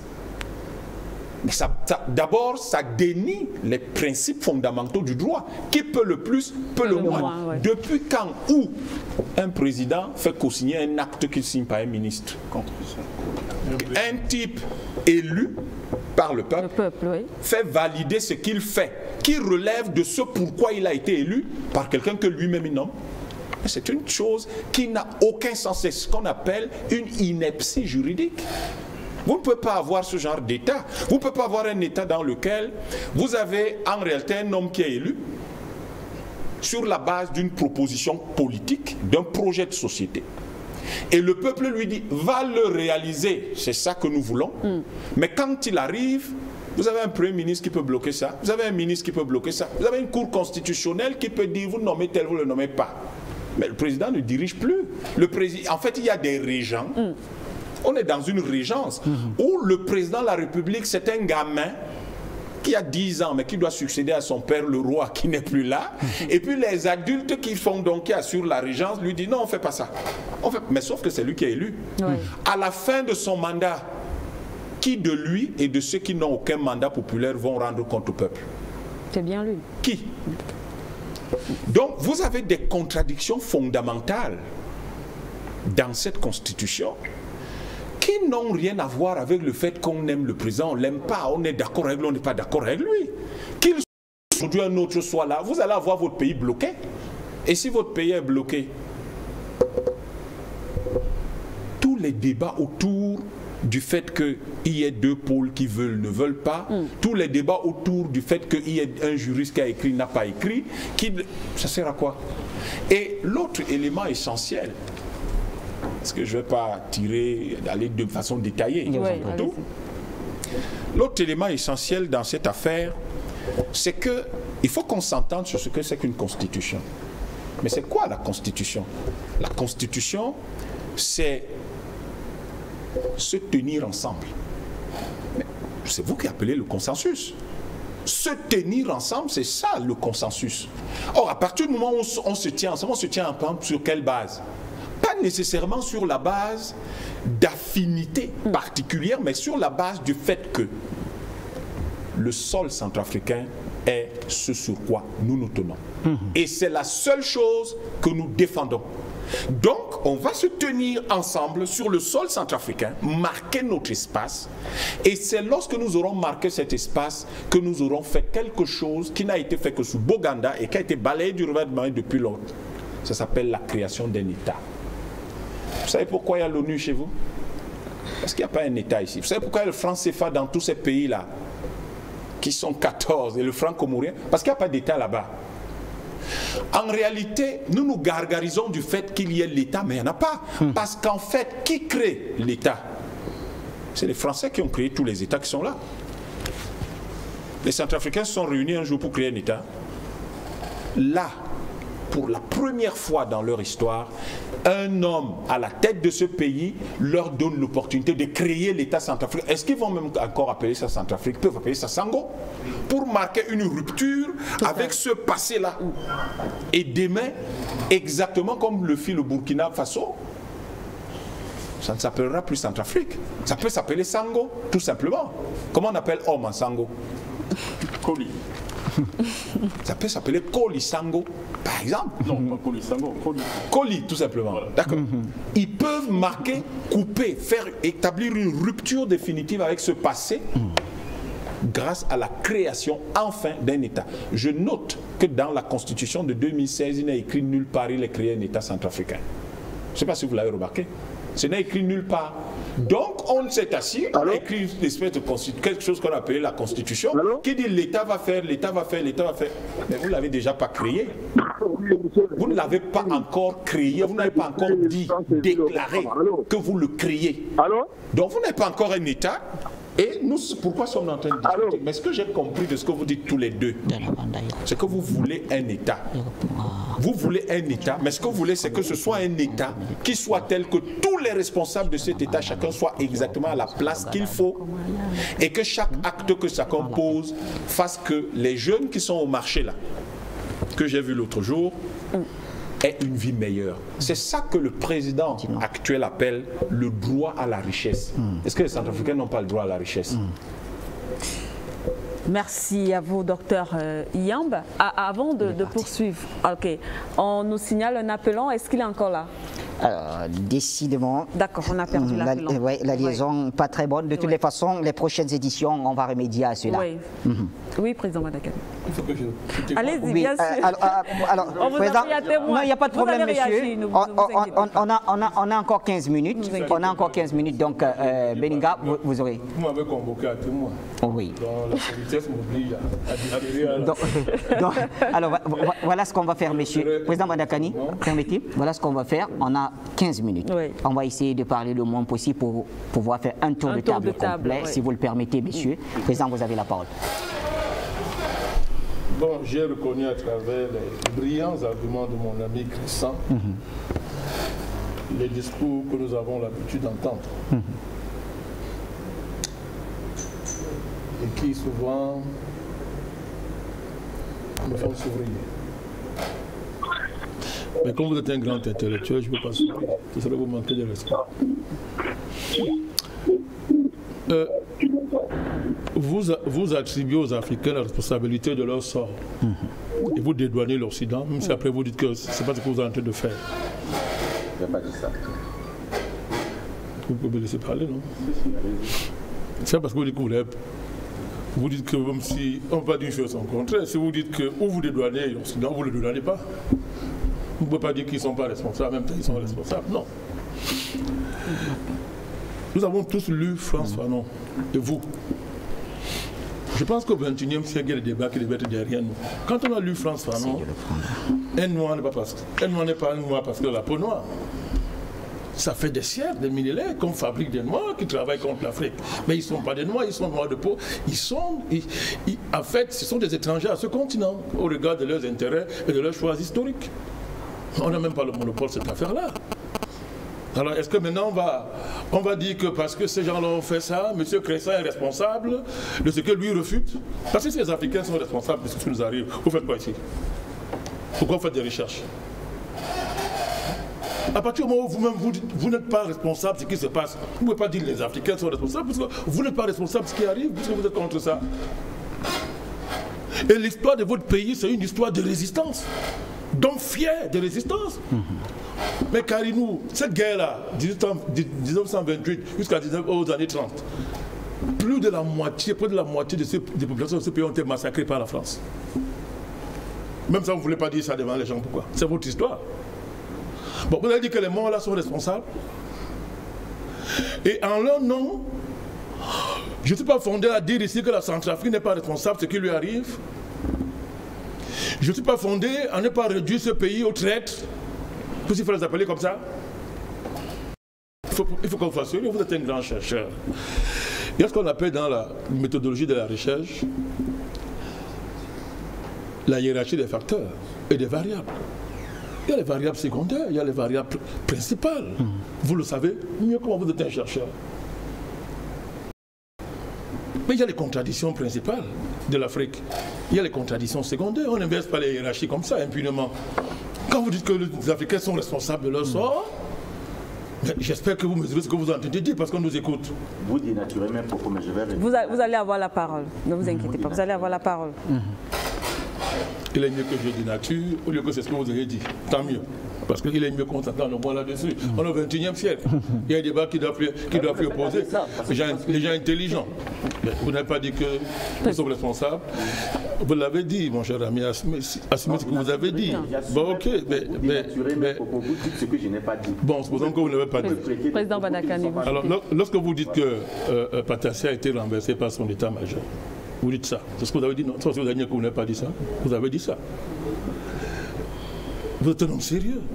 De 60 jusqu'à présent, aucun événement qu'il y a eu dans votre pays n'est l'œuvre réellement des Centrafricains, même les traîtres. Je vous donne les documents. Si vous voulez faire un débat ici pendant 3 heures. On le fait. Je vous dis même prenez ce débat. Faisons ce débat. Je dis depuis Barracuda, en passant par le renversement de Bokassa, les cousins ont renversé, le cousin a renversé l'autre, l'autre a renversé l'autre. On passe jusqu'à Kolimba, jusqu'à aujourd'hui. Vous avez pas dit ça pourquoi? C'est la France qui est derrière cette affaire. Et nous on démontre ça. On démontre ça. Vous parlez de quoi? Que ce soit Bokanda, que ce soit Dako, que ce soit Bokassa, lesquels les ont placés au pouvoir? Et lesquels les ont enlevés? À l'époque, il y avait combien de militaires ici? Il y avait quelle police ici en Centrafrique à l'époque? C'est pour autant que les Centrafricains ne sont pas responsables en partie. Maintenant c'est en partie, on avance. C'est ce que j'ai dit depuis le début de on avance. C'est pourquoi je vous dis. Laissez-moi parler. Je ne nature rien, monsieur. C'est ce que j'ai dit. Depuis le début de mes propos, ne prenez pas un bout de mes propos et vous en faites. Monsieur Benninga, ne vous inquiétez pas, vous aurez la parole. Recadrez le débat, madame. Recadrez le. Ne dénaturez pas mes propos. Vous aurez la parole et vous aurez justement l'occasion de, entre guillemets, corriger vous savez, cela. Tout à l'heure, Président Bandakane. Si je suis mauvaise foi, vous savez ce que je vais faire? Je vais faire exactement comme vous. Non, président va sortir. Vous n'allez pas parler. Président Bandakane, on n'a plus qu'une dizaine, pratiquement 10 minutes. Vous avez dit ça en partie. Je n'ai pas accepté. Je dis que bon, ces gens, une avancée, ils disent que vous avez dit ça en partie, donc je vais me retirer. C'est pas une avancée parce que vous avez des natures. Je vous ai rappelé plusieurs fois. Ok, je n'ai pas dénaturé vos propos. Bon, je dénature vos propos. Voilà, je dis donc que depuis 1960, si on prend ça pour référence, je laisse la période coloniale. Je laisse les périodes précoloniales, même à partir de l'esclavage et des invasions arabes. Je laisse ça. Qui sont les éléments constitutifs de votre nation? Je laisse ça. De 1960 jusqu'à présent, dites-moi, montrez-moi un seul événement qu'il y a ici. Vous me citez les sous-fifres qu'on met devant.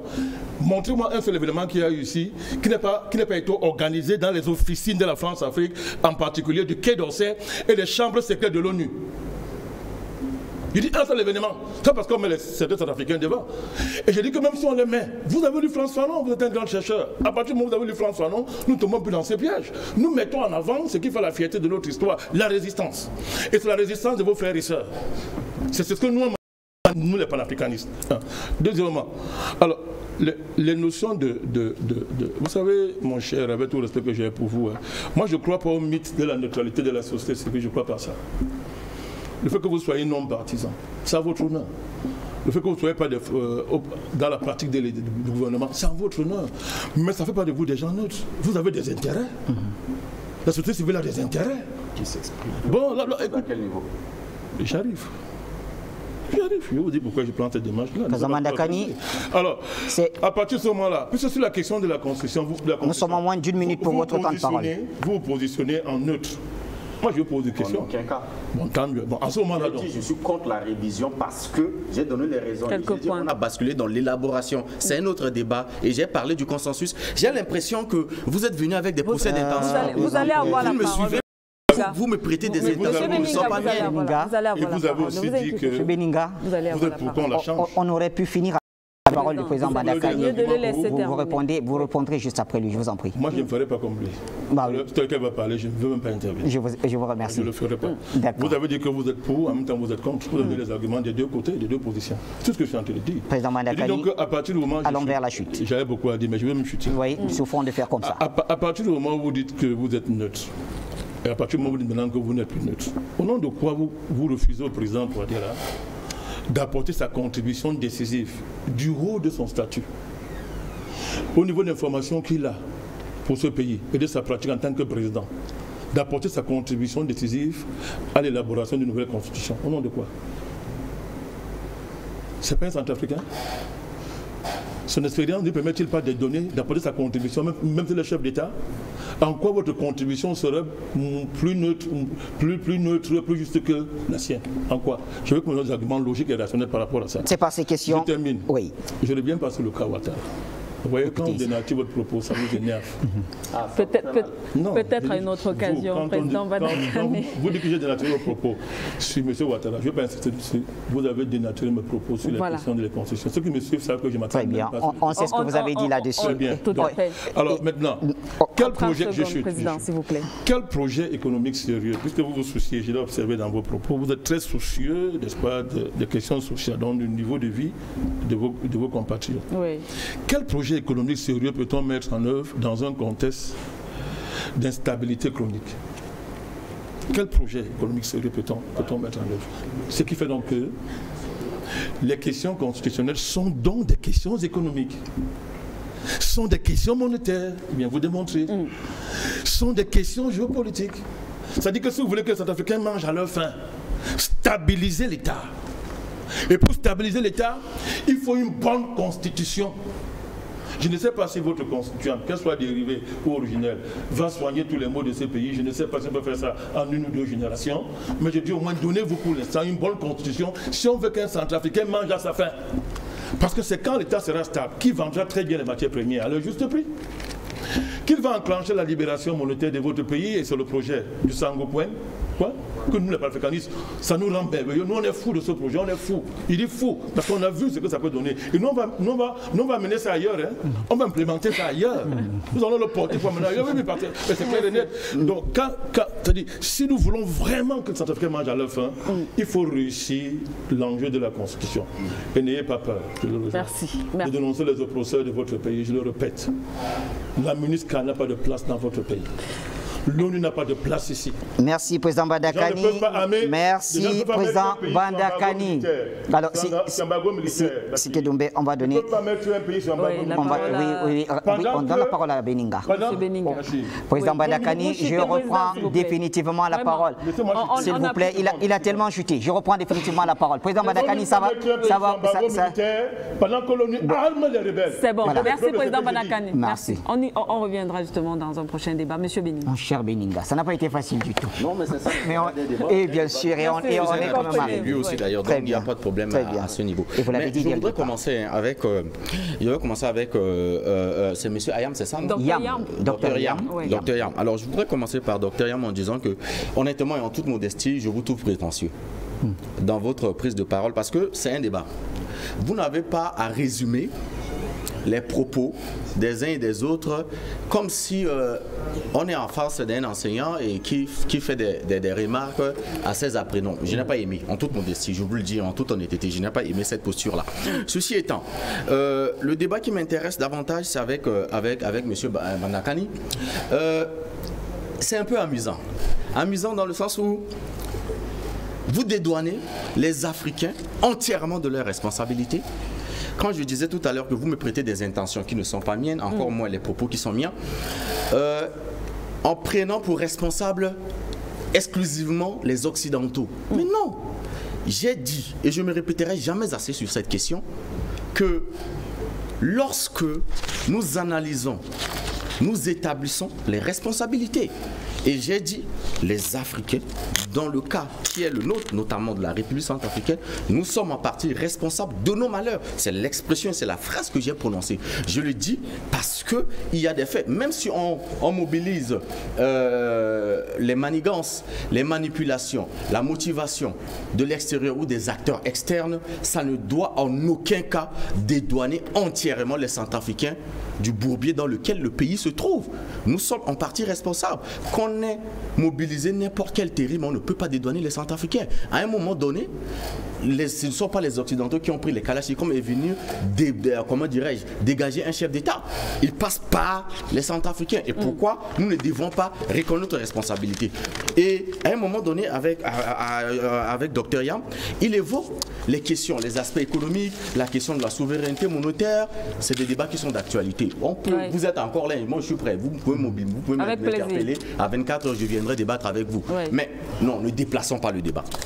J'ai été appelé ici pour débattre des questions de fond en ce qui concerne la Constitution. Est-ce que ce ne sont pas des questions de fond, M. Beninga? Ce sont des questions de fond, mais ça n'a rien à voir avec la Constitution. Je suis entièrement d'avis. Quand M. Bandakani a dit, quand on parle de l'aspect économique, l'aspect monétaire, ça touche la Constitution. Mais n'abordons pas, qui embrasse trop mal les trains. N'abordons pas tous les sujets. Parlons de la Constitution. Et aussi, ce ne sont pas à vous, et ça je vous le dis, en vous regardant dans les yeux, qui devait nous dire ce que nous devons faire de notre Constitution.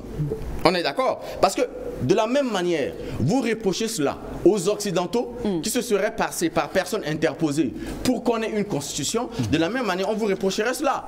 Ce qui est important, ce qui est intéressant, et là, on est tous d'avis, surtout avec Dekouma, c'est que les Centrafricains doivent se retrouver pour parler au nom de ce consensus-là, pour réagir. C'est ce qui m'amène.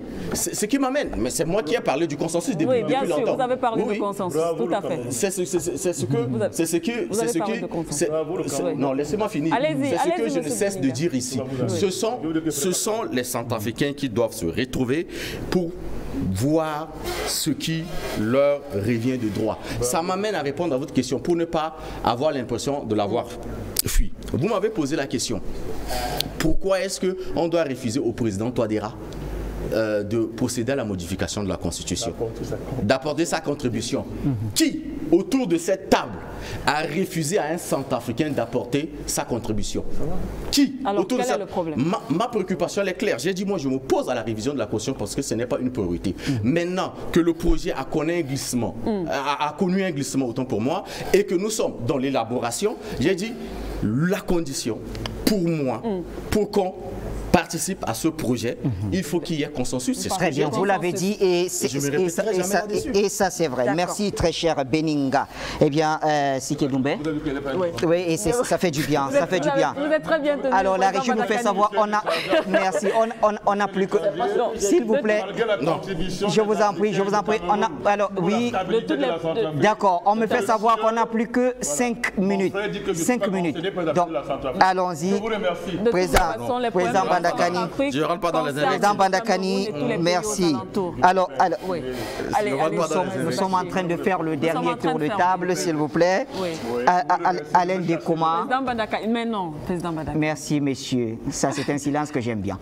Alain Dekoma, nous vous donnons la parole puisque nous étions en train de faire un dernier tour de table. Et dès l'entame de ce débat, notre ami Beninga a dit quelque chose. Beninga a dit quelque chose de merveilleux. Oui, il a dit quelque chose de merveilleux et surtout de fabuleux, c'est qu'il aimerait que ces débats se passent dans la convivialité et c'est ce qui est en train de se faire. C'est merveilleux de voir des Africains comme ça. Alors on vous donne la parole pour votre dernière prise.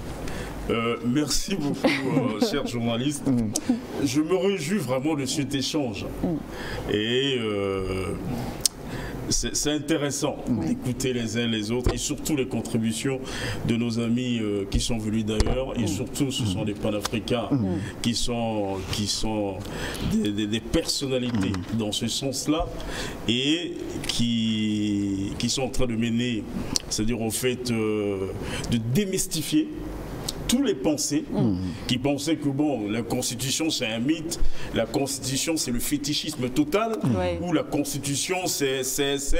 Bon, je crois que c'est un débat intéressant. Mais le débat va continuer. Tout à fait. Ce qui est sûr et certain, mon ami de droite, il fait semblant. On le reconnaît dans ça. En tout cas, il fait semblant. C'est un chercheur qui nous a convaincus. Tout à l'heure, que les Centrafricains, quoi qu'il en soit, ils vont se retrouver, ils vont se parler. C'est le génie que nous avons et que personne ne peut nous enlever cela. Mais je répète encore, la question de la souveraineté de la République centrafricaine est indiscutable. Les oppresseurs qui pensaient hier que bon, c'était facile pour eux de manipuler les uns contre les autres, nous avons compris le jeu. Moi qui vous parle, j'ai étudié chez eux. J'ai fait des années chez eux. Je connais le blanc. Et je sais comment le blanc est capable de manipuler, est capable. Ce sont des gens qui sont nés hypocrites et ils resteront jusqu'à la fin de... Alors je voudrais rappeler à nos téléspectateurs que ici le blanc ça n'a rien à voir avec le racisme. Ça n'a rien à voir avec le racisme. Je ne suis pas xénophobe. L'occidental peut-être, d'accord. Très bien. Il y a des Africains blancs s'il vous plaît. Donc, je ne suis pas xénophobe. Je ne suis pas en train de catégoriser. Nous avons très bien compris. Je dis seulement, j'ai étudié chez les blancs et je les maîtrise très très bien. Ce sont des gens qui sont hypocrites et ils sont capables de beaucoup de choses. Mais je ne suis pas en train de dire, de pointer que ce blanc, c'est un anglais, c'est un français, c'est un américain. On vous a bien compris, n'insistez pas là-dessus. Exactement. Ça veut dire quoi? Ça veut dire tout simplement, le Centrafricain est conscient de son avenir. Le Centrafricain veut vivre heureux chez lui. Le Centrafricain veut vivre bien chez lui. Et vous avez vu le développement de mon cher ami Beninga. Lorsqu'il parle de l'aspect social, il faut comprendre que c'est ce qui touche à à cœur le président de la République. Et vous êtes en train de constater que Bangui est devenu un chantier. Ça, vraiment, je lui dis chapeau, parce qu'il a compris quelque chose. Et je crois que cette affaire-là... Alors, 30 secondes, on sort. 30 secondes, on sort, puisque Dr Yam aura bien sûr l'honneur de nous refermer cette émission. La plateforme Génération Conscient appellera bientôt les Centrafricains à aller voter oui pour le référendum. Très bien. La question de la révision de la Constitution, je dis que ce débat est clos. Nous sommes en train de parler de la nouvelle écriture de la Constitution centrafricaine. Il n'y a plus question de revenir vers le passé avançant. C'est tout. Merci à vous donc, pour cette autre contribution. Je veux juste rappeler à nos téléspectateurs de ne pas oublier quand même qu'ailleurs, ceux qui parlent de l'Afrique ne sont pas africains. Ouais. Il y a des experts en Centrafrique sur des plateaux non-africains, je crois, c'est ça? Comme l'ONU. Très bien. Donc, on prend un non-africain qui est expert en Centrafrique. Nous, donc, nos experts en Centrafrique sont africains et ils se sentent centrafricains, parmi lesquels Dr Yam. Justement, Dr Yam, alors on vous passe la parole. Nous sommes en train de terminer, de clôturer ce débat. Bah écoutez, je remercie pour cet honneur et j'aimerais rassurer M. Beninga. Nous ne sommes pas venus donner des leçons ici parce que nous sommes parfaitement conscients que nous ne participerons pas au référendum. Nous n'avons pas la capacité juridique de voter. Mais c'est toujours bien de vraiment prendre la peine d'écouter. Parce que la question qui m'avait été posée, qu'est-ce que j'ai compris de ce qui avait été dit avant? C'est ça la question. Donc il fallait forcément que je restitue ce que j'avais compris. Je ne suis pas venu donner des leçons, j'en donne ailleurs à suffisance. Et je pense que ce genre de réflexe, de revenir sur ce genre de choses, indique l'attitude qu'on peut avoir face à tout ce que le président Touadéra fait. Il est enseignant. Et les enseignants ont tendance à faire des synthèses tout le temps. Et c'est pour ça qu'il faut peut-être, mais bon, c'est pas le même niveau. Faut pas être prétentieux. Soyons pas prétentieux. Quand on parle de l'enseignant, Touadéra, c'est pas le même niveau. Vous aurez le temps d'y arriver. Vous aurez le temps d'y arriver. Je vous le souhaite. Vous aurez le temps d'y arriver. Et les enseignants savent écouter. Même quand il s'agit de leurs étudiants, je ne laisse pas passer. Les bons enseignants, même quand il s'agit de leurs étudiants, ils écoutent. Je ne veux pas. Les bons enseignants. Les bons enseignants, même quand il s'agit de leurs étudiants, ils écoutent. Mais il faut quand je dis le professeur Touadéra est un enseignant, vous ne vous présentez pas. Je n'aime pas le même niveau. Dr Yam, poursuivez. Donc je poursuis en disant, je restituais simplement pour dire à nos journalistes ce que j'avais compris, tout simplement. Et c'est ce que j'ai fait. Vous voulez ramener à votre niveau. Allez-vous tout le temps empêcher tout le monde de parler? On n'a plus que 30 secondes. Mettons-nous d'accord. Écoutez, vous savez quoi? L'impression, non, écoutez d'abord si vous me permettez. L'impression qui se dégage, n'est-ce pas? C'est que je suis en face des co-débatteurs qui ont une mission, qui est celle de convaincre l'opinion à l'idée d'accepter l'élaboration d'une nouvelle constitution. Et à partir par le peuple. Non. Ça, c'est leur avis. Mais à un moment donné, vous devez accepter la contradiction et ne pas vouloir infantiliser les gens. Bien sûr. C'est clair. Ok, donc je vais peut-être continuer mon propos. J'aime la dernière phrase, accepter la contradiction. Donc s'il arrête les autres tout le temps, ça veut dire que lui ne l'accepte pas. Et c'est un problème sérieux chez les intellectuels africains. Ils n'écoutent pas les autres. Donc je pense que cela vient également du ponce-pilatisme de certains, du fait de leur propre parcours. En fait, ils n'ont pas toujours la capacité ou le courage d'avoir des opinions claires. Et ils reviendront tout le temps en disant ce n'est pas ce que j'ai dit, c'est pas ce que je pense, parce que, etc. Et je dis encore que je ne suis pas centrafricain. Dans le débat sur va-t-il y avoir une nouvelle constitution ou pas, en fait, je suis que très concerné de très loin. Mais je note avec intérêt que 104 députés sur 140 ont signé, ont voté pour ça, et que 700 000 votes, 700 000 signatures ont été collectées sur un nombre d'électeurs, oui, sur le nombre d'électeurs en Centrafrique, c'est 1,2 million. Et il y a 700 000 qui ont signé pour dire qu'ils voulaient une nouvelle constitution.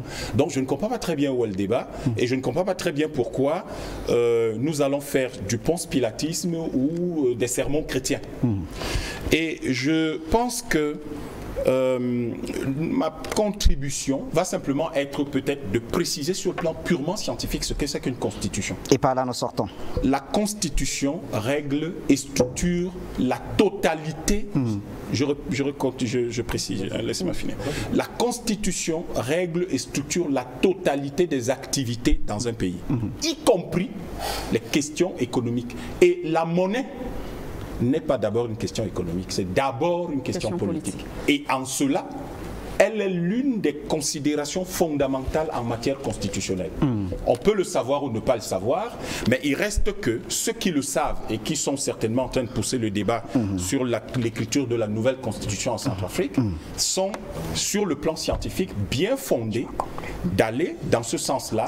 Et nous comprenons très bien qu'il peut arriver que tout le monde comprenne que la situation actuelle de la Centrafrique, avec les développements merveilleux que le monde entier admire relativement au Sango Coin, relativement donc au projet Sango de manière générale, indique clairement que la Centrafrique a besoin d'un cadre fondamental nouveau pour porter ce qui est considéré aujourd'hui comme la 5e révolution industrielle et qui est initiée ici en Centrafrique. Et je pense que par-delà les considérations, les craintes d'une mission, ce qui n'est pas, je ne crois pas que la Centrafrique a besoin de ça. Ce qui est intéressant, c'est de penser de comprendre que cette constitution nouvelle, et ça c'est probablement ce qu'on peut percevoir dans une analyse critique et scientifique, elle va apporter aux Centrafricains ce qui leur a manqué depuis plus d'un siècle, le droit à la richesse, le droit au bonheur, et va leur donner les moyens, grâce au partenariat bilatéraux ou multilatéraux qui aident à stabiliser la Centrafrique aujourd'hui, à disposer d'un cadre d'expression politique et d'un cadre de construction économique que le Centrafrique n'avait pas jusqu'alors. Et je crois que si l'on considère les choses comme ça, je crois que mon ami Beninga il comprendra que l'objectif de notre contribution n'est pas du tout de s'en prendre ou de jeter des lauriers sur qui que ce soit. Mais nous devons savoir respecter les gens en ce qui les concerne. C'est vous qui avez fait appel à ça. Et nous estimons que les premières personnes à respecter, c'est le constituant originel qui est le peuple. Et de dire au peuple, nous sommes arrivés en Centrafrique, donc constatez que vous avez donné votre aval. Et si le peuple a donné son aval, eh bien, on laisse donc celui qui a le mandat, le suffrage universel donné par ce peuple-là, conduire ce que le peuple lui demande, ce d'autant plus que le jour de son investiture, la Cour constitutionnelle lui avait dit, quand vous serez confronté à quelque difficulté que ce soit, ou à quelque interrogation que ce soit, ou à quelque interpellation que ce soit, retournez-vous toujours vers celui qui vous a donné ce mandat. Ce n'est pas une mission que de lui dire, c'est simplement de rappeler les choses les plus simples et celles qu'on peut retrouver dans tous les journaux de la Centrafrique. Merci Dr Yam. Et bien sûr, dans 40 secondes, ça fera exactement 2 heures de temps que nous échangeons sur ce plateau. Nous allons devoir conclure, Président Madakani. Pardon? Alors 10 minutes vous suffiront pour conclure, Madame Siké. 30 secondes à vous, Président. 10 secondes, je veux dire. 10 secondes vous suffiront. Oui, Président Madakani, donc. Peut-être inconsciemment, mon frère nous livre à la vérité populaire quand tu parles que nous sommes en mission. L'UPC, l'indépendance du Cameroun était inspirée par Karim et Boganda. Abel Koumba, c'était notre frère de lutte. Ça fait mal quand on entend certaines choses sur certains plateaux. C'était notre frère de lutte. Nous, les UPCistes. Des Africains sont prêts à mourir pour ce pays. Ils le font d'ailleurs, comme les Centrafricains le font dans d'autres scènes pour leurs frères de pays. Alors où je parle, ils sont des milliers de Centrafricains au Cameroun. Et personne ne peut les toucher devant nous. Personne ne peut les toucher devant nous. C'est quand même terrible d'entendre certaines choses venant de quelqu'un pour qui on ait un profond respect. Je suis Centrafricain comme tu es Camerounais, mon frère. Et tu ne peux pas m'interdire d'être centrafricain comme toi, je ne peux pas m'interdire d'être camerounais. Donc je n'ose pas te qualifier tes propos de xénophobes, parce que tu es un intellectuel, je n'ose pas le faire, mais dire qu'on est venu en mission, c'est nous livrer en pâture, il fallait que je m'oppose à ça pour dire que nous ne sommes pas en mission. Bien sûr. Si nous sommes en mission, c'est pour la fraternité africaine. Si nous sommes en mission, c'est comme vous êtes en mission au Cameroun, quand vous allez enseigner au Cameroun, et personne ne peut vous chasser là-bas. C'est une mission, n'est-ce pas? C'est une mission. C'est une mission. Le président de ce pays, c'est un panafricaniste de très haut niveau. Et en le faisant, l'identité de votre pays, comme l'ont fait les pères fondateurs. Donc de grâce. Merci à vous, Président Banakani. Merci beaucoup. Dans les arguments. Merci beaucoup. C'est donc la fin de ce débat, la fin de cette édition, autre édition spéciale. Merci à vous, cher Monsieur Président Banakani. Merci d'avoir été avec nous. Passion Parfait d'homme également était avec nous, Dr Yom Timba, sans oublier Monsieur Alain Dekoma et bien sûr à vous, Paul Le Tressin Beninga. Merci à vous, cher Monsieur. Merci aussi à vous, Bachir. Voilà, chers téléspectateurs, c'est la fin de cette autre édition spéciale sur For You Media, mais aussi sur la télévision, bien sûr, nationale centrafricaine. Rendez-vous cette fois-ci demain, lorsqu'il sera exactement 17h temps universel, 18h heure de Bangui.